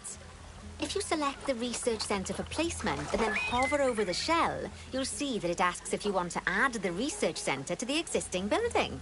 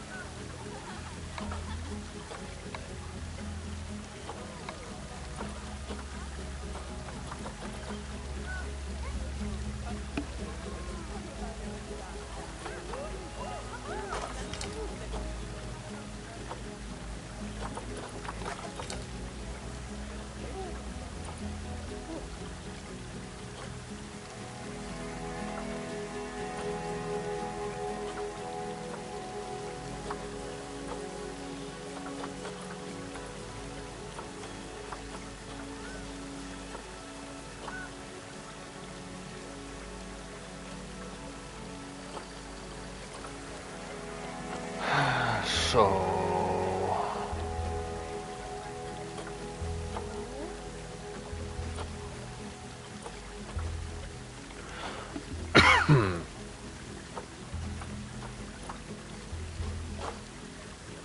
Now, select the building to add it to it. Oh, but I won't place it just yet, though. First, we'll need to rotate our research centre so it automatically connects to the path when we place it. Door.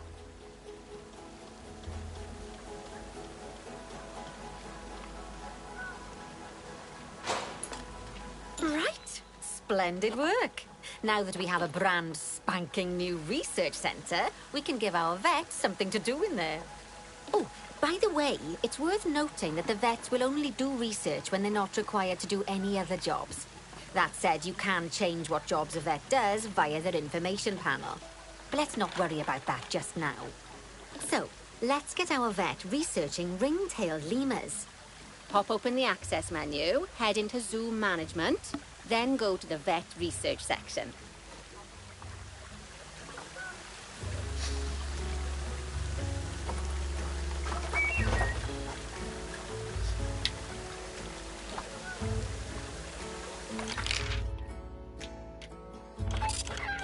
Here, you can see a list of all the animals present in your zoo, and also all the potential diseases that can occur. Now, assign your vet the ring-tailed lemur to start their research.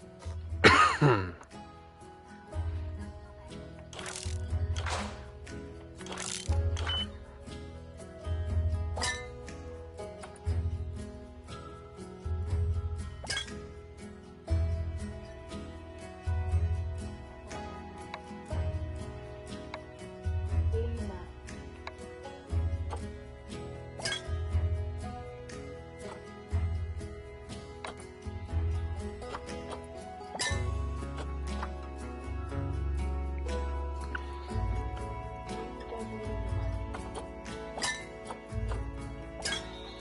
Actually, thinking about it, I'm not sure we've got any education boards or speakers by the lemur's habitat. Let's head over there and add some, so our guests can learn all about the furry little delights.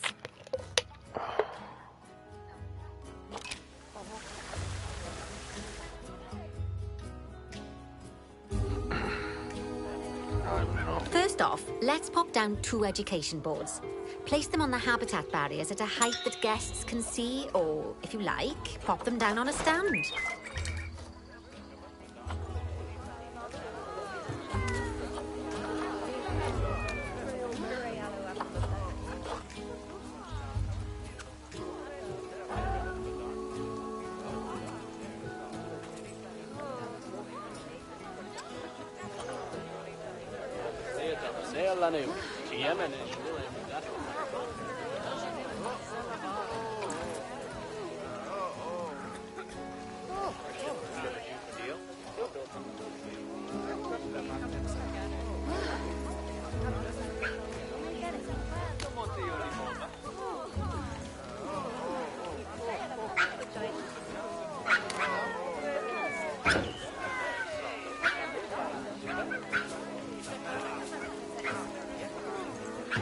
Okay, now that they've been put into position, we have to tell them what animal to display information about.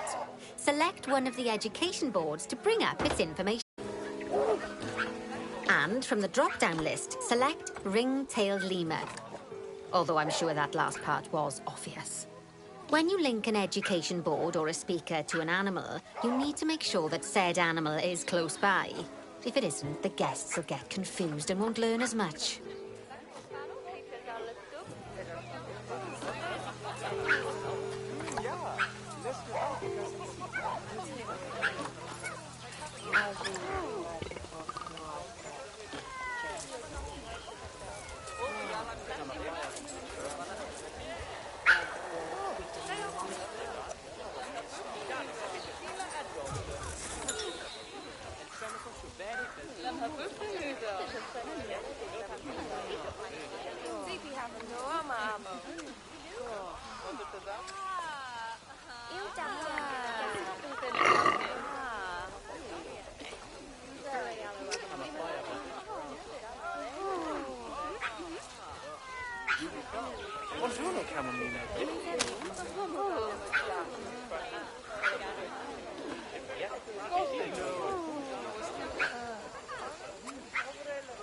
Okay, now that we've done the education boards, let's pop down a pair of speakers.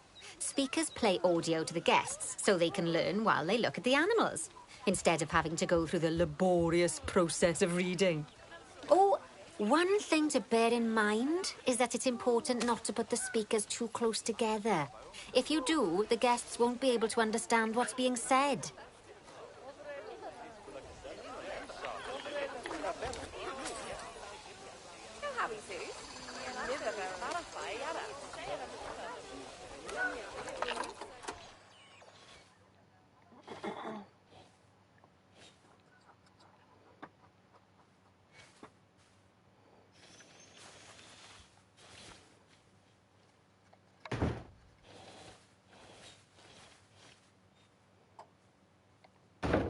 Now we simply need to link the speakers to the ring-tailed lemurs, just like you did with the education boards.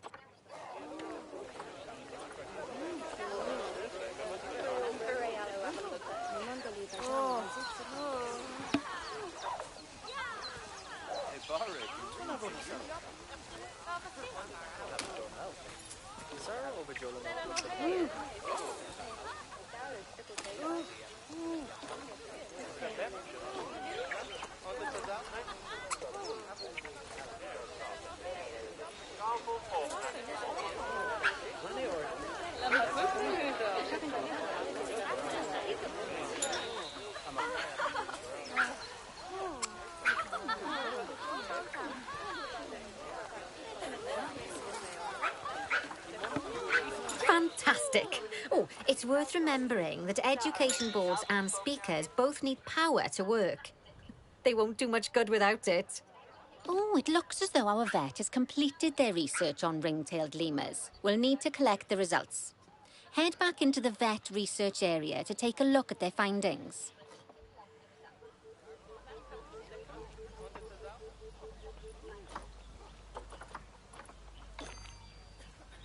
Go on, collect your research rewards.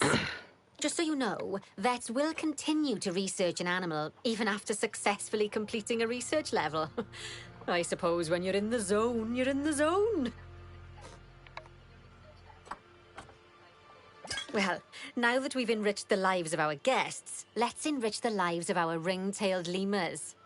Some animals, like lemurs, will have a climbing need. That means they have a requirement for a certain amount of climbing space, and you can fulfill that requirement by building them a climbing frame. Let's find out how much more climbing space our lemur friends need, shall we? Select one of them and bring up their information panel.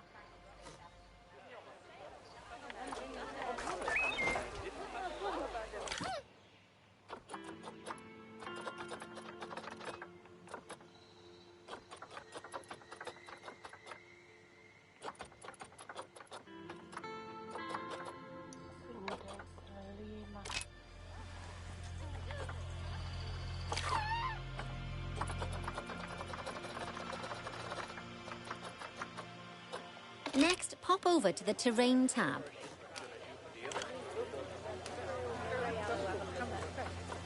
Now, as you can see, the lemurs need quite a lot more climbing space. But as it happens, I've already got a climbing frame blueprint built for you.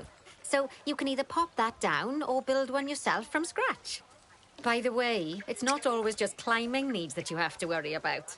Other animals might need a certain amount of water in their habitat so they can go for a swim. They certainly do keep us on our toes.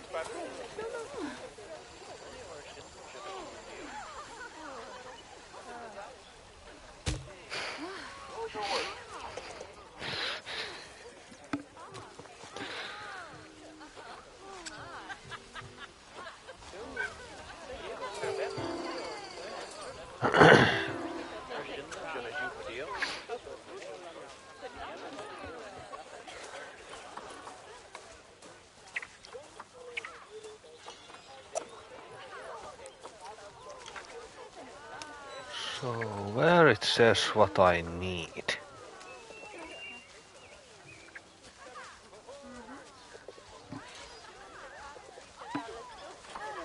28 out of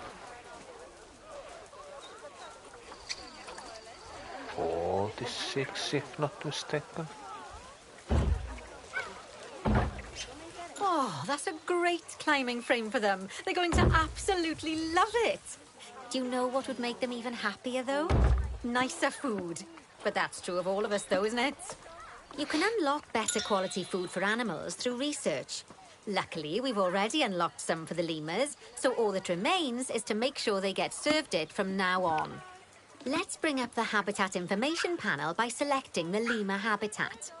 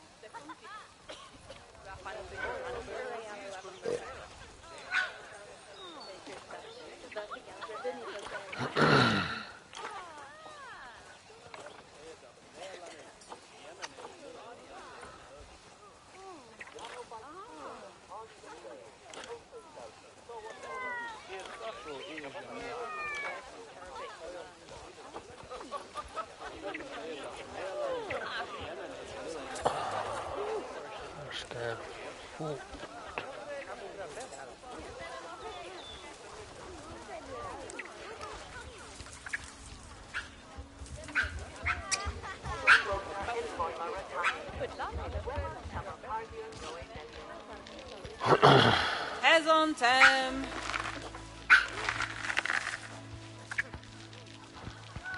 Lovely. Now select the Animals tab. There we go. As you can see, we can set the food quality in here. Just open the drop-down menu and select Grade 2 Food Quality. Grade 2 Food Quality. My mouth's watering already.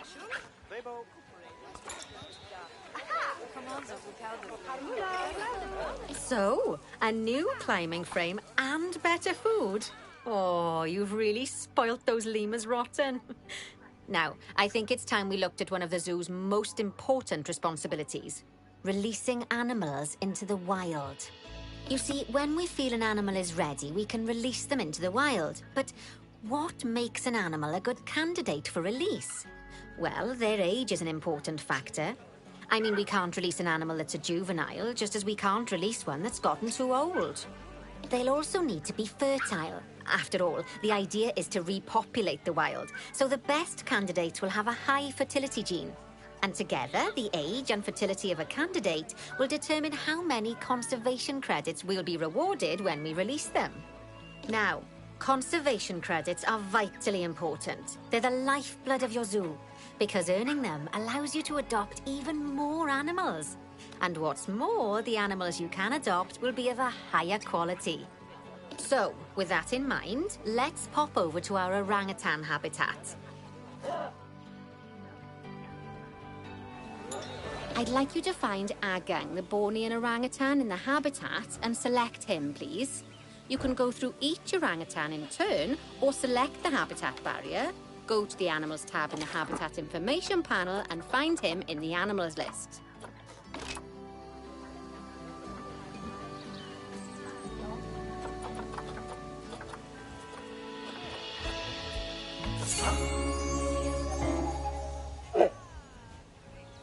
I know it's sad to see him go, but he'll be happy out in the wild. And he's a wonderful candidate for release. Young, strong, and fertile. Excellent work there. You've definitely got potential, you know.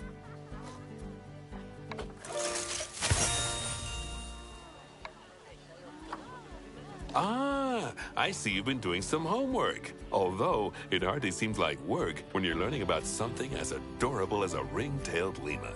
I imagine I'd have got much better grades at school if there'd been less algebra and more aldebra. Tortoises. Okay, so far we've done a lot of work with habitat animals, but now it's time to learn all about exhibit animals. Let's build a brand new exhibit. I've marked an area for our new exhibit. How about we head over there?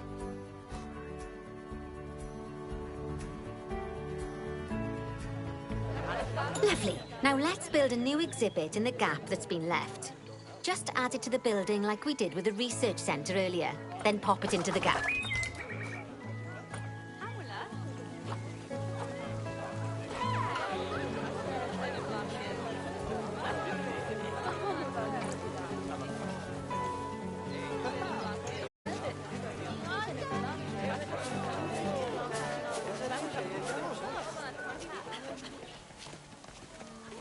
Gela is.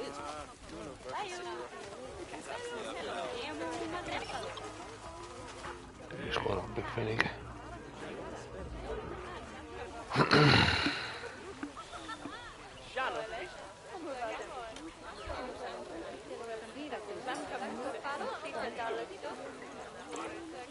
Perfect. The next thing to do is adopt an exhibit animal to go in there. How about a Gila monster? Open up the exhibit trading section and adopt one.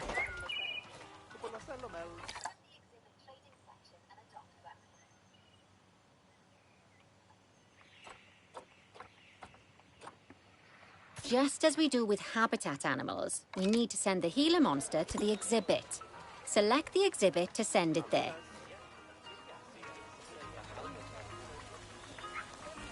When you send an animal to an exhibit, it'll automatically be given the correct setup. But that doesn't mean it's completely ready for them. So let's finish it off. We'll start by adding some enrichment items. Head over to the exhibit's information panel. As I'm sure you know by now, you can unlock more enrichment levels by having one of your vets do some research. Now, we'll also need to set the temperature and humidity in the exhibit. These are vitally important for keeping our Gila monster happy and comfortable. Open the Climate tab.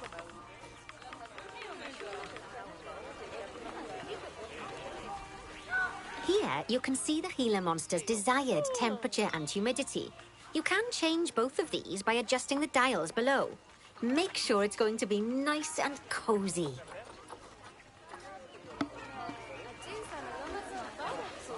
That's the ticket. And the last thing we need to look at is setting up the different windows. So open up the Windows tab.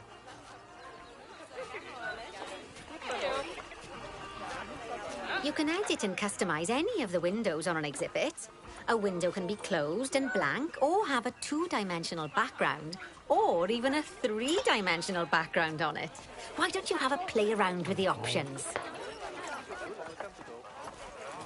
Windows, this.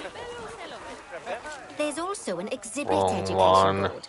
Pop them down near your exhibit to teach your guests about them. Let's add one now.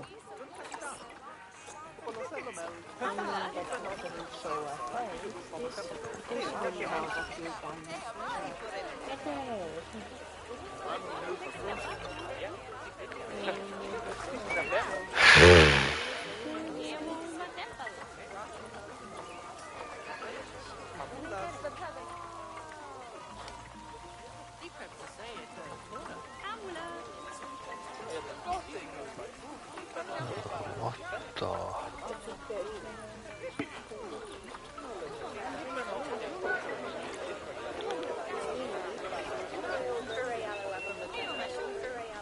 I'm gonna put it like this.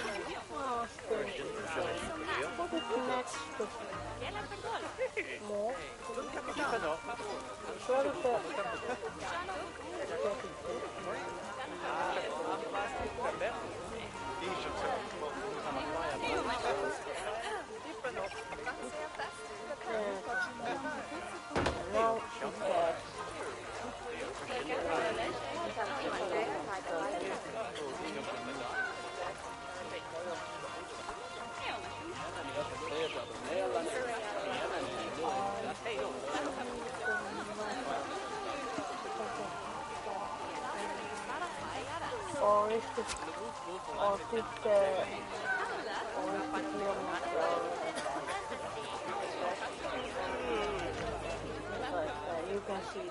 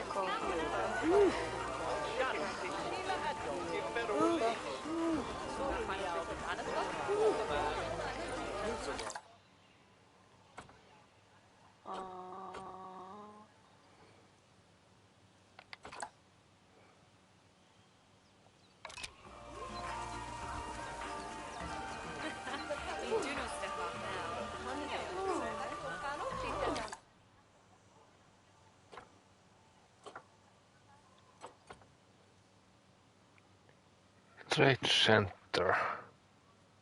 It's inside the trade center.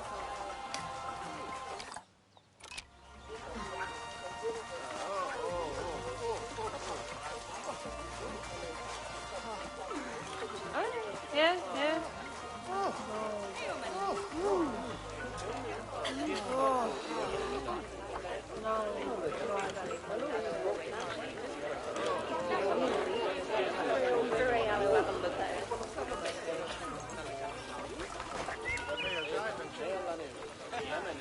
Said something about Vista.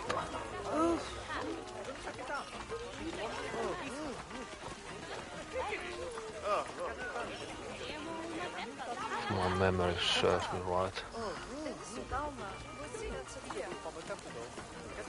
What is Vista Colony?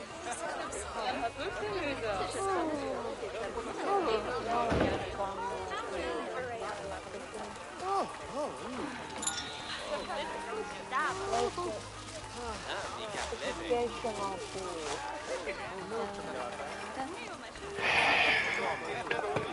Oh, it's the that one.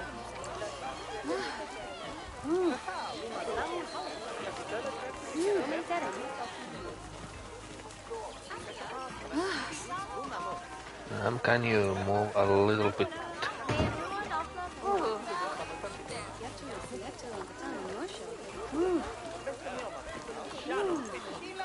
Lovely stuff. Now our guests can learn all about our venomous friend here. Right, now, I've got a bit of a big job for you. I need you to increase the number of species in the zoo. You'll probably want to adopt both habitat and exhibit animals to do so, which will mean building plenty of new habitats and exhibits for them. Go on, off you pop. I'll check in with you when you're almost done.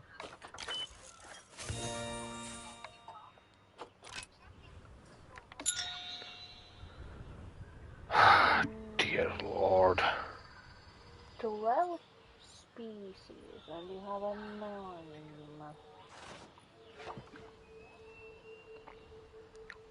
Need 4 more.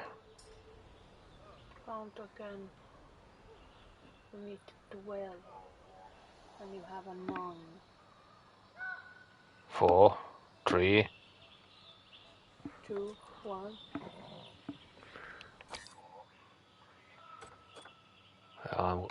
I'm going to save it in here.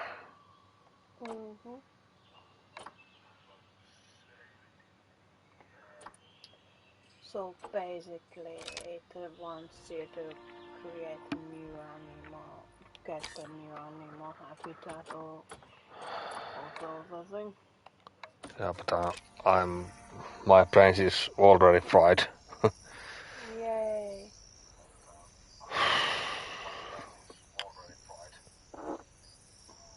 And this is just a tutorial one. Yep.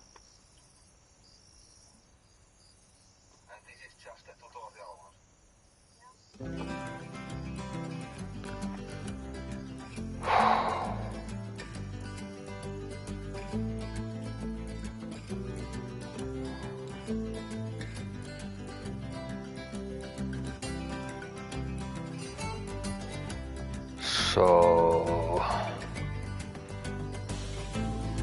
And also the test... There's also carrier scenarios. Mm, Then there's timed I know. scenarios too.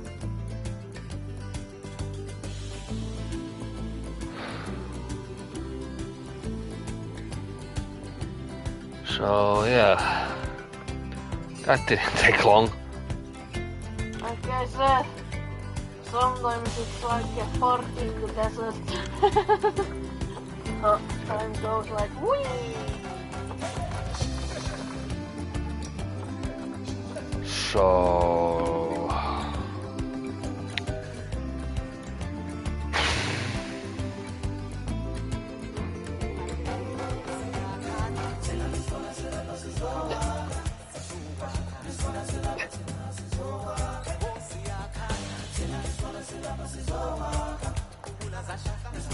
Oh, job.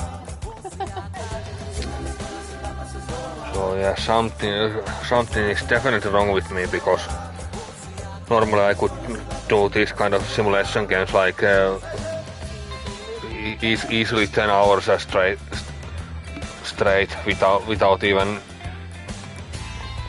thinking about. But this one somehow fries my brain. Like what?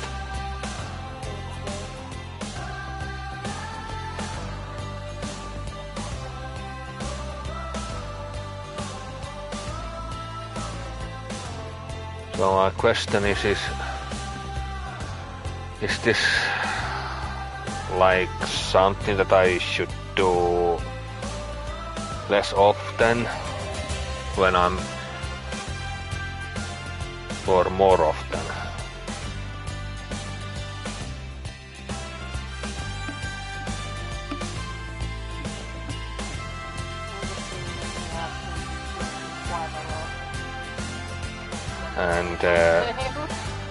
And the funny thing is, I haven't eaten well at all in last like week and a half. So basically your brain is craving. Yep. Been eating just chips and junk, have been eating like junk food and drinking junk stuff, so it doesn't take that long, it seems, for me to. But this is actually, in a way, it's good, also, because recently I have been eating better, actually, but not good enough, it seems.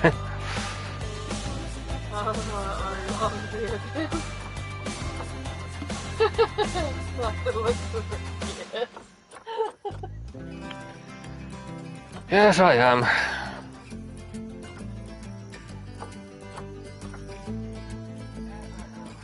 Those are some of the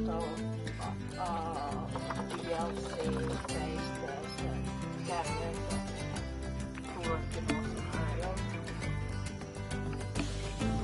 And also I haven't slept well in like 2 weeks or so.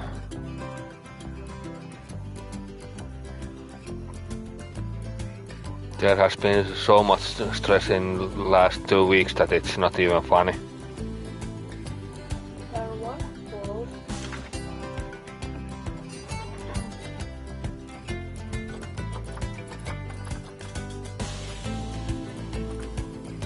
So yeah. There has been some stress about the real life stuff that has been I have put away out of my mind basically, so. And now I have to basically do it in like a speed run of it. Some of it. Some of it relates directly to blacksmithing, some stuff are indirectly related to it too, so.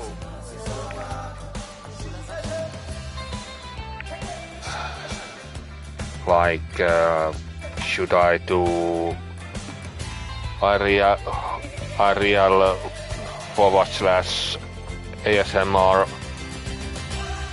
live video about I wanna see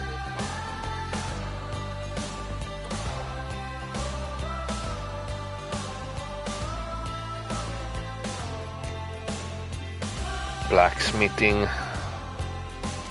or no.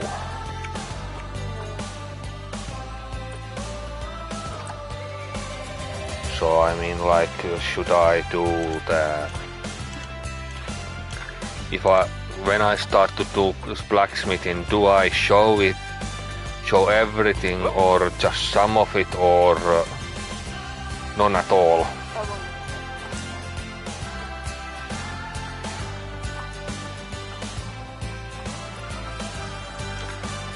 So yeah,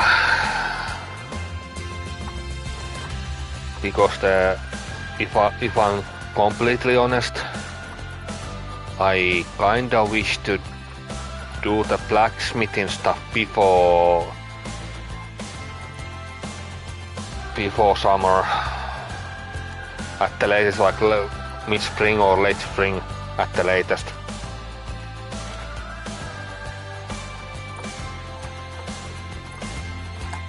So yeah, this is like thinking out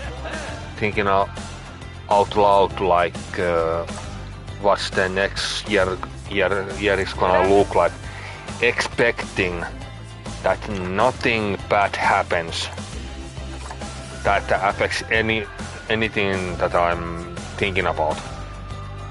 There are some grumblings around that there might some legal stuff that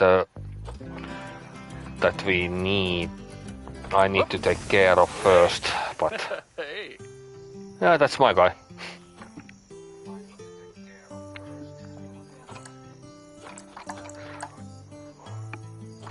So yeah, so I know legal stuff that I have to most likely take care of, but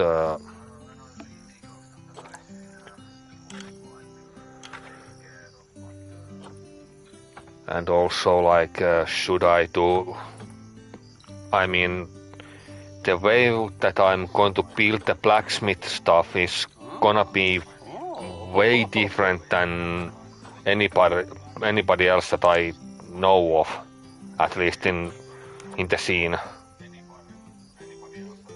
I've talked about it to actually my teachers, and they asked around also, and they said that the way I'm going to do my blacksmithing stuff is so much different that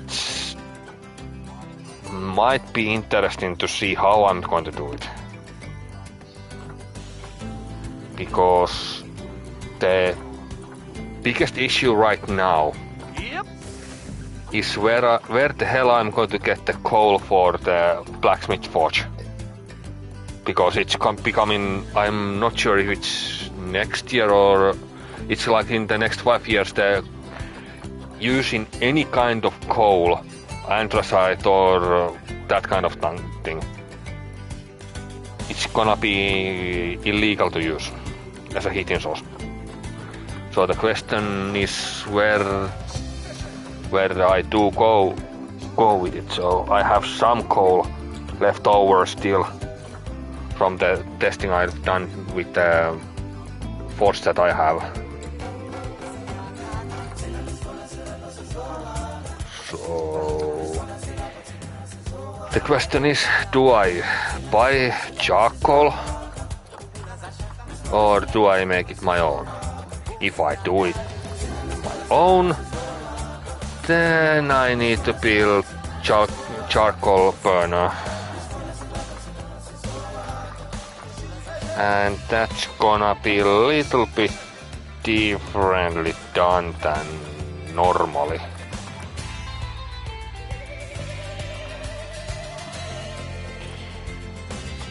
Because the amount of charcoal that I'm going to need is like if let's say that I have 5 kilos of coal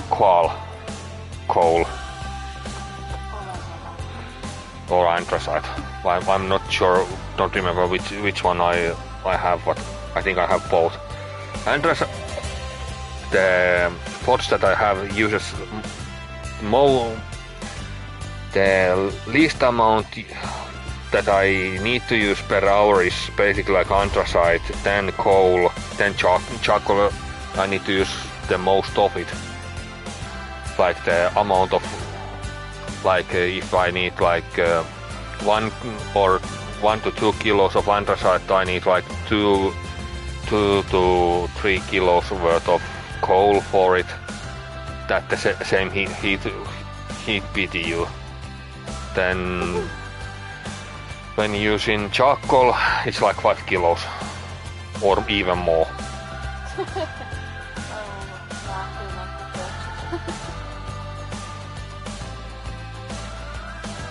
Ah.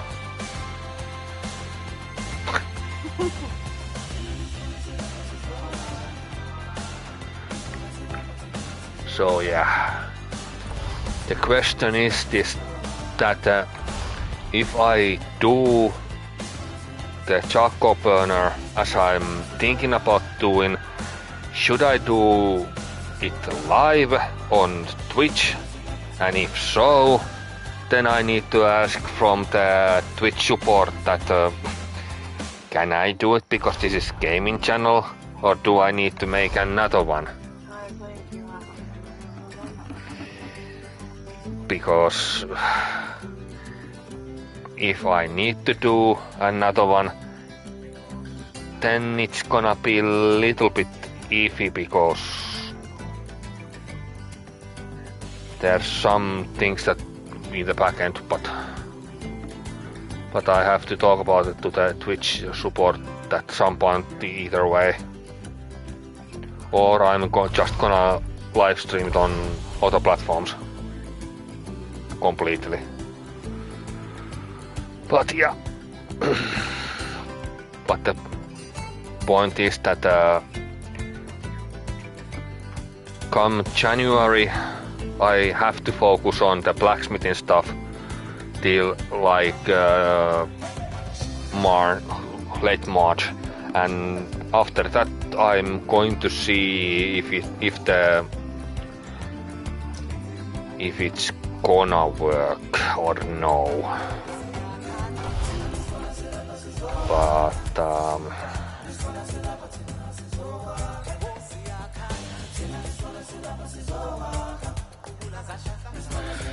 yeah, I don't know.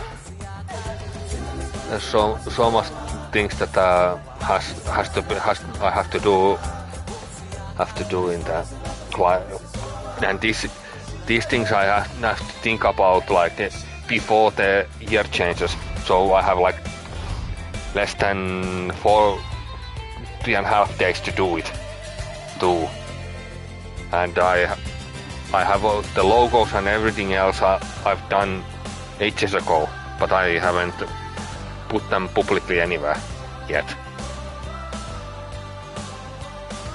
And there's some other stuff that I have to do also. So I was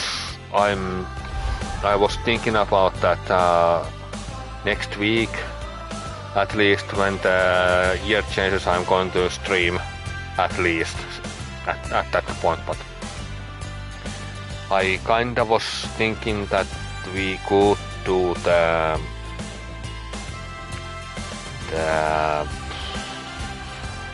Digimon story, Time Stranger, the whole thing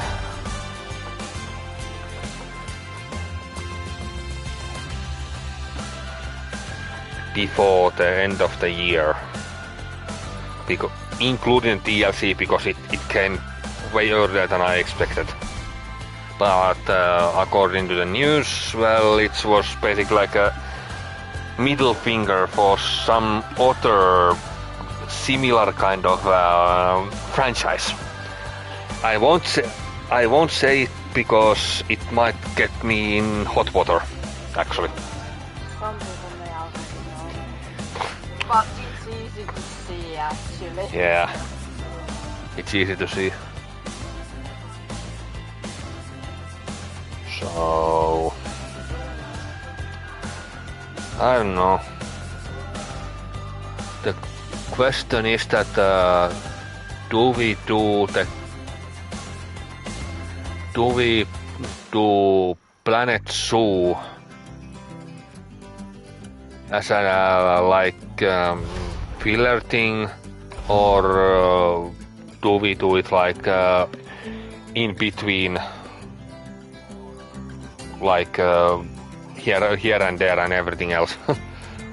I'm expecting next year there's several games that are coming to PlayStation that are like Digimon stylish, or how the one guy said it on YouTube. It was like taming type games or some similar wording. There's several that I'm interested in, and also,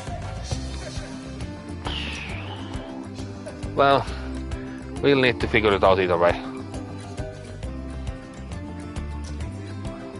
And also there might be certain other games come back from time to time, so like everything that I'm saying is expecting that nothing bad happens in the real world. I'm trying to be as realistic as I possibly can, but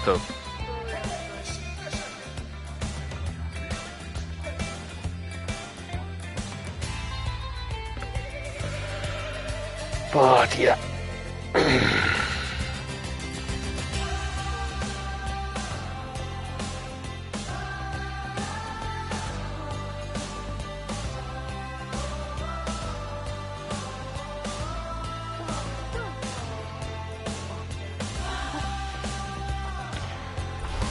So basically, all of this what I said means that there will be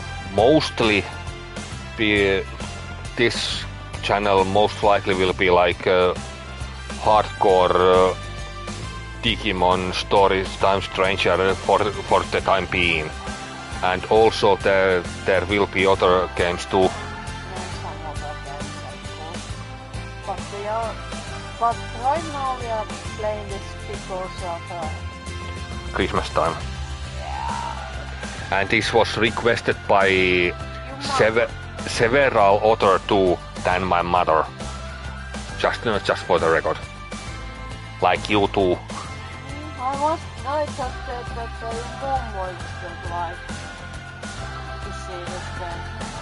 And there was some other people too that we both know that was like, can you please play this game too?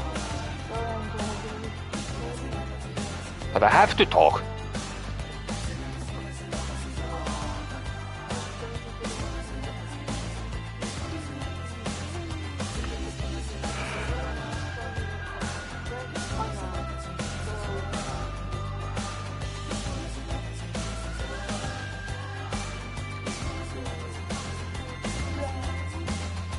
So the thing is that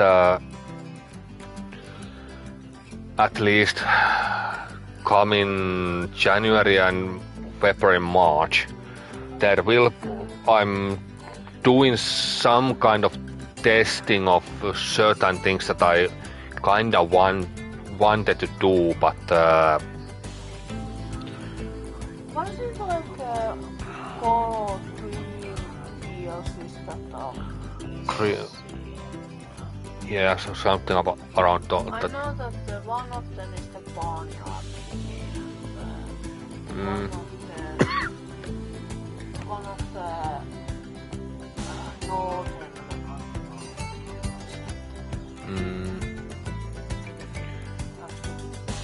Have to check it. I think it's like a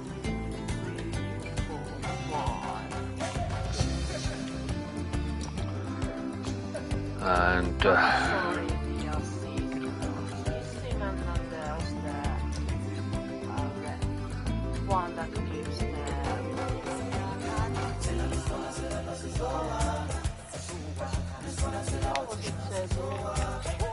I don't know. the dragon. The big lizard that Komodo lizard. it's called Komodo dragon.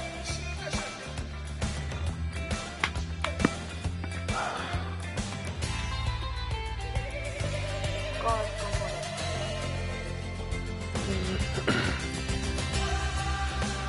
And also the streaming length most likely will increase, at least for Digimon. It will increase majorly. Because the thing is that most of the time I had to stop because I had to do some other things on the background and check in and do research and other things related to also on Digimon and also other games that we might be doing, and also some real stuff that I'm not gonna say out loud because it's private stuff. There's actually minus 0 outside. It's like -6 on downstairs.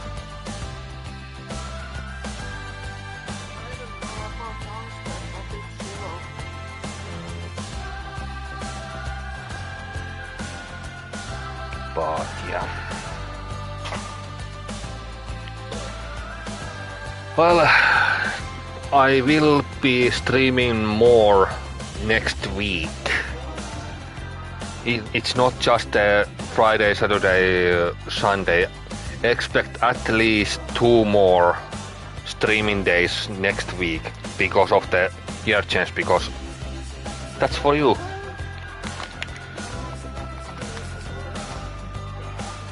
So we haven't decided yet which ones, but at least at the moment it looks like Monday, so tomorrow it's not gonna happen because we have some other stuff I have to attend to.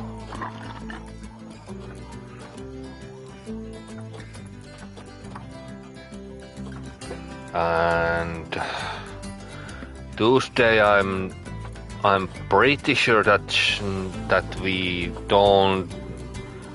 I don't have anything that would that I don't have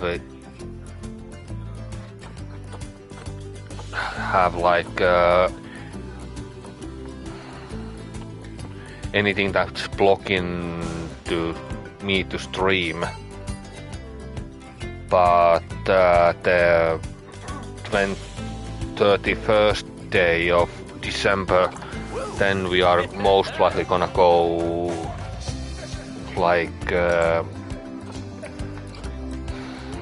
do one thing, but I think we are going to be doing it earlier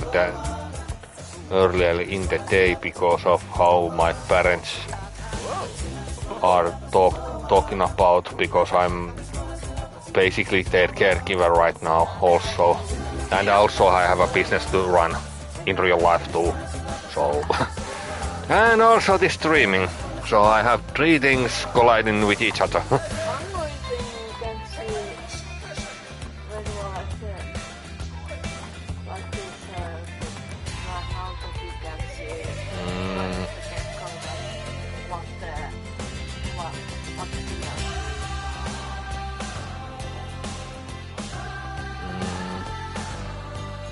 unless you go over.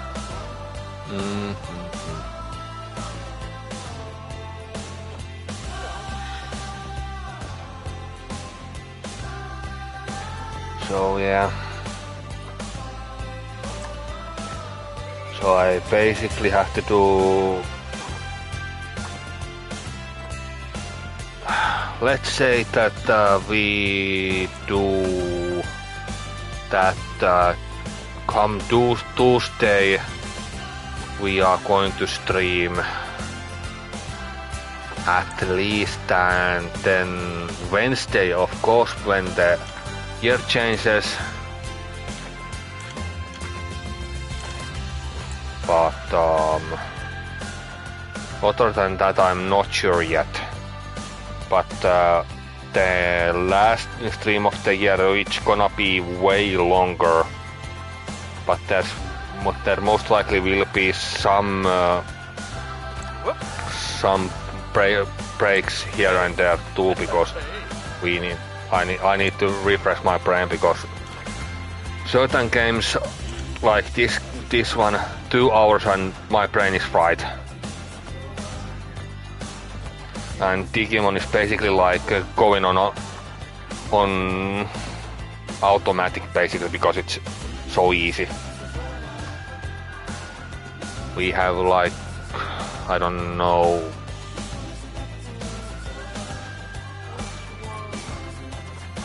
kilometers per hour.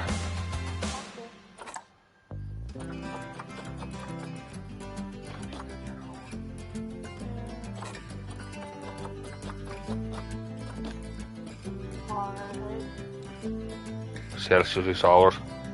I know, but someone be like, why is it Celsius? Then why would it change the kilometers per hour?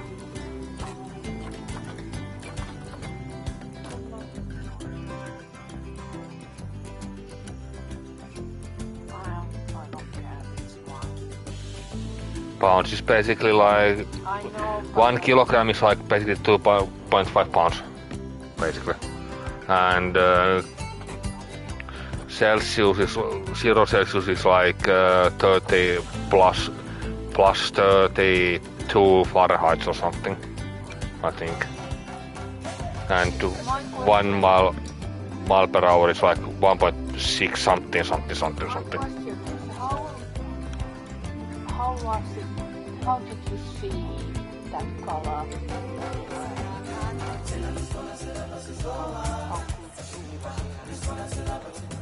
Easily for me, but I don't know for you. I think it's easy. I want to stay. Whatever.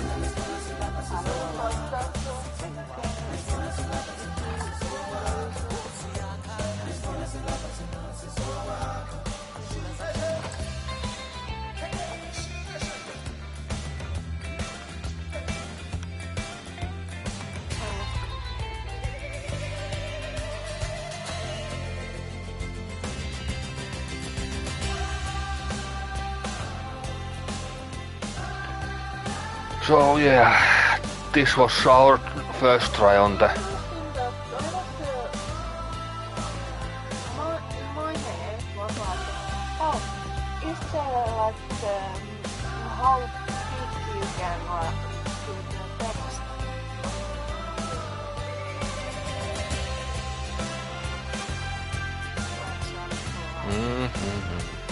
How small the text are. It's up to you.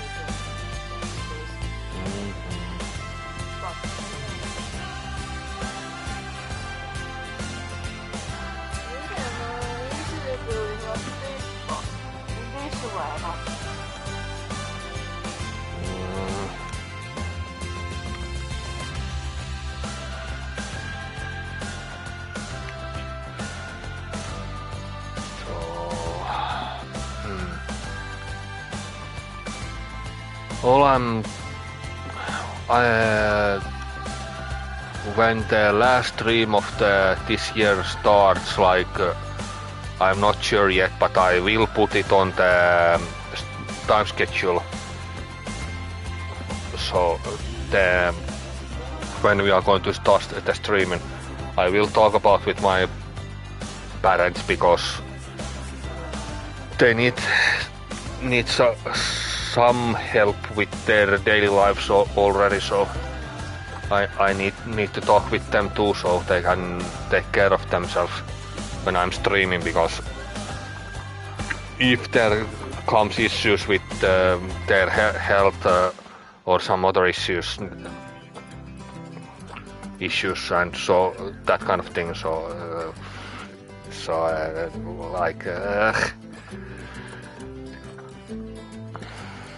Even today is kinda iffy because my dad's certain item that he needs basically is currently non-working because the adapter, the thing that monitors his blood sugar basically went kaput.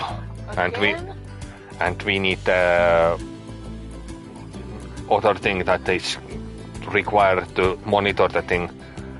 We need parts for it, but the parts didn't come before Christmas, and now they supposed to be coming tomorrow, but I have no idea. So basically, it's a shoulder thing. No, I know that it's the shoulder thing, but I was thinking about the meter itself. Yeah, that meter is okay, but we don't have the thing that he has to put on his shoulder or arm basically, so it's kinda iffy. I'm kinda stressed about it.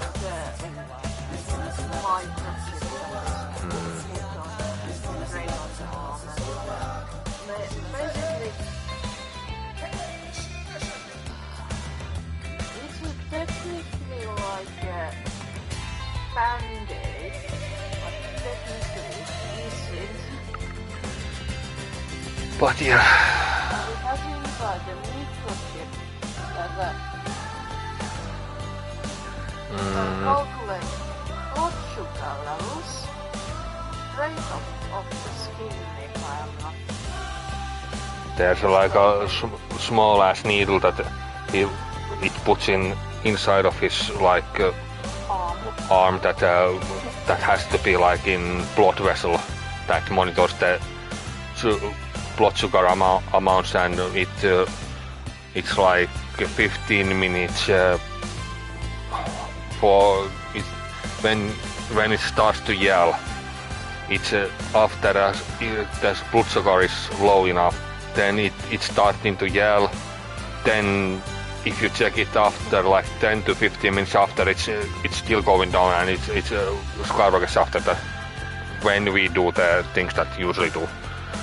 But now, because we can't see shit, I'm stressed about if he's okay 24/7 until we get that shit, the tools for it. Until we get the stuff that we need to monitor needs, we have to use the mom's thing. Yeah. And that shit isn't even accurate for halfway to the moon. Sometimes it's just like way above, and sometimes it's just like he should be basically dead. So yeah, I'm kinda stressed about it. So basically, mom's meter has to be changed. Even though I changed the batteries too. My question is, have there been a talk about changing? No, not as far as I know. But both of your parents' sugar levels go up and down like no, how was it? they both are diabetic, so basically. But both of their sugar levels go like a freaking roller coaster. Sometimes they go up, sometimes they go down, sometimes up, down, up, down, up, down. But yeah.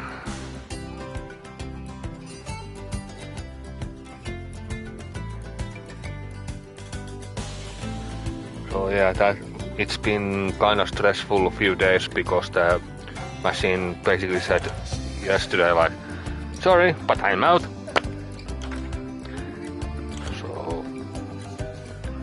So basically, the Band-Aid thingy is just what he had. He didn't have enough. He ordered them,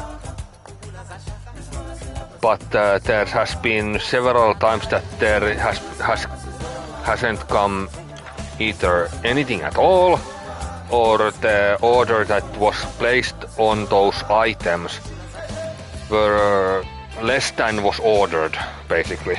It's been like that this year almost all the time. And he needs quite a lot of them. Every 2 weeks he has to change it, basically. I mean that he needs quite a lot of those standings. And also there's several other people that we know that uses them, and they have had no, it's actually way worse than that. Certain lady that has the same issues as my dad had 2 months that she didn't have single one of them coming up for her at all, in the worst time possible in the summer, because she's that kind of a lady that works hell of a lot. So yeah, she was basically every week. There was 2 months that every week, at least once or more, she was put on hospital because she didn't have any way to monitor blood works because of the sugar went down, and she basically just collapsed. Is it the big lady? Yeah. I think I know why you're talking about. You know. Can you put the mic down so I can talk?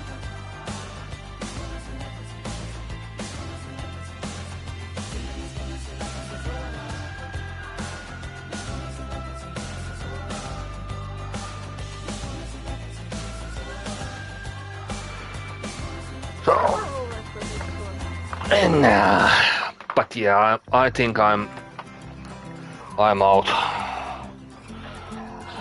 Sorry and thank you watching, and subscribe to the channel. See ya.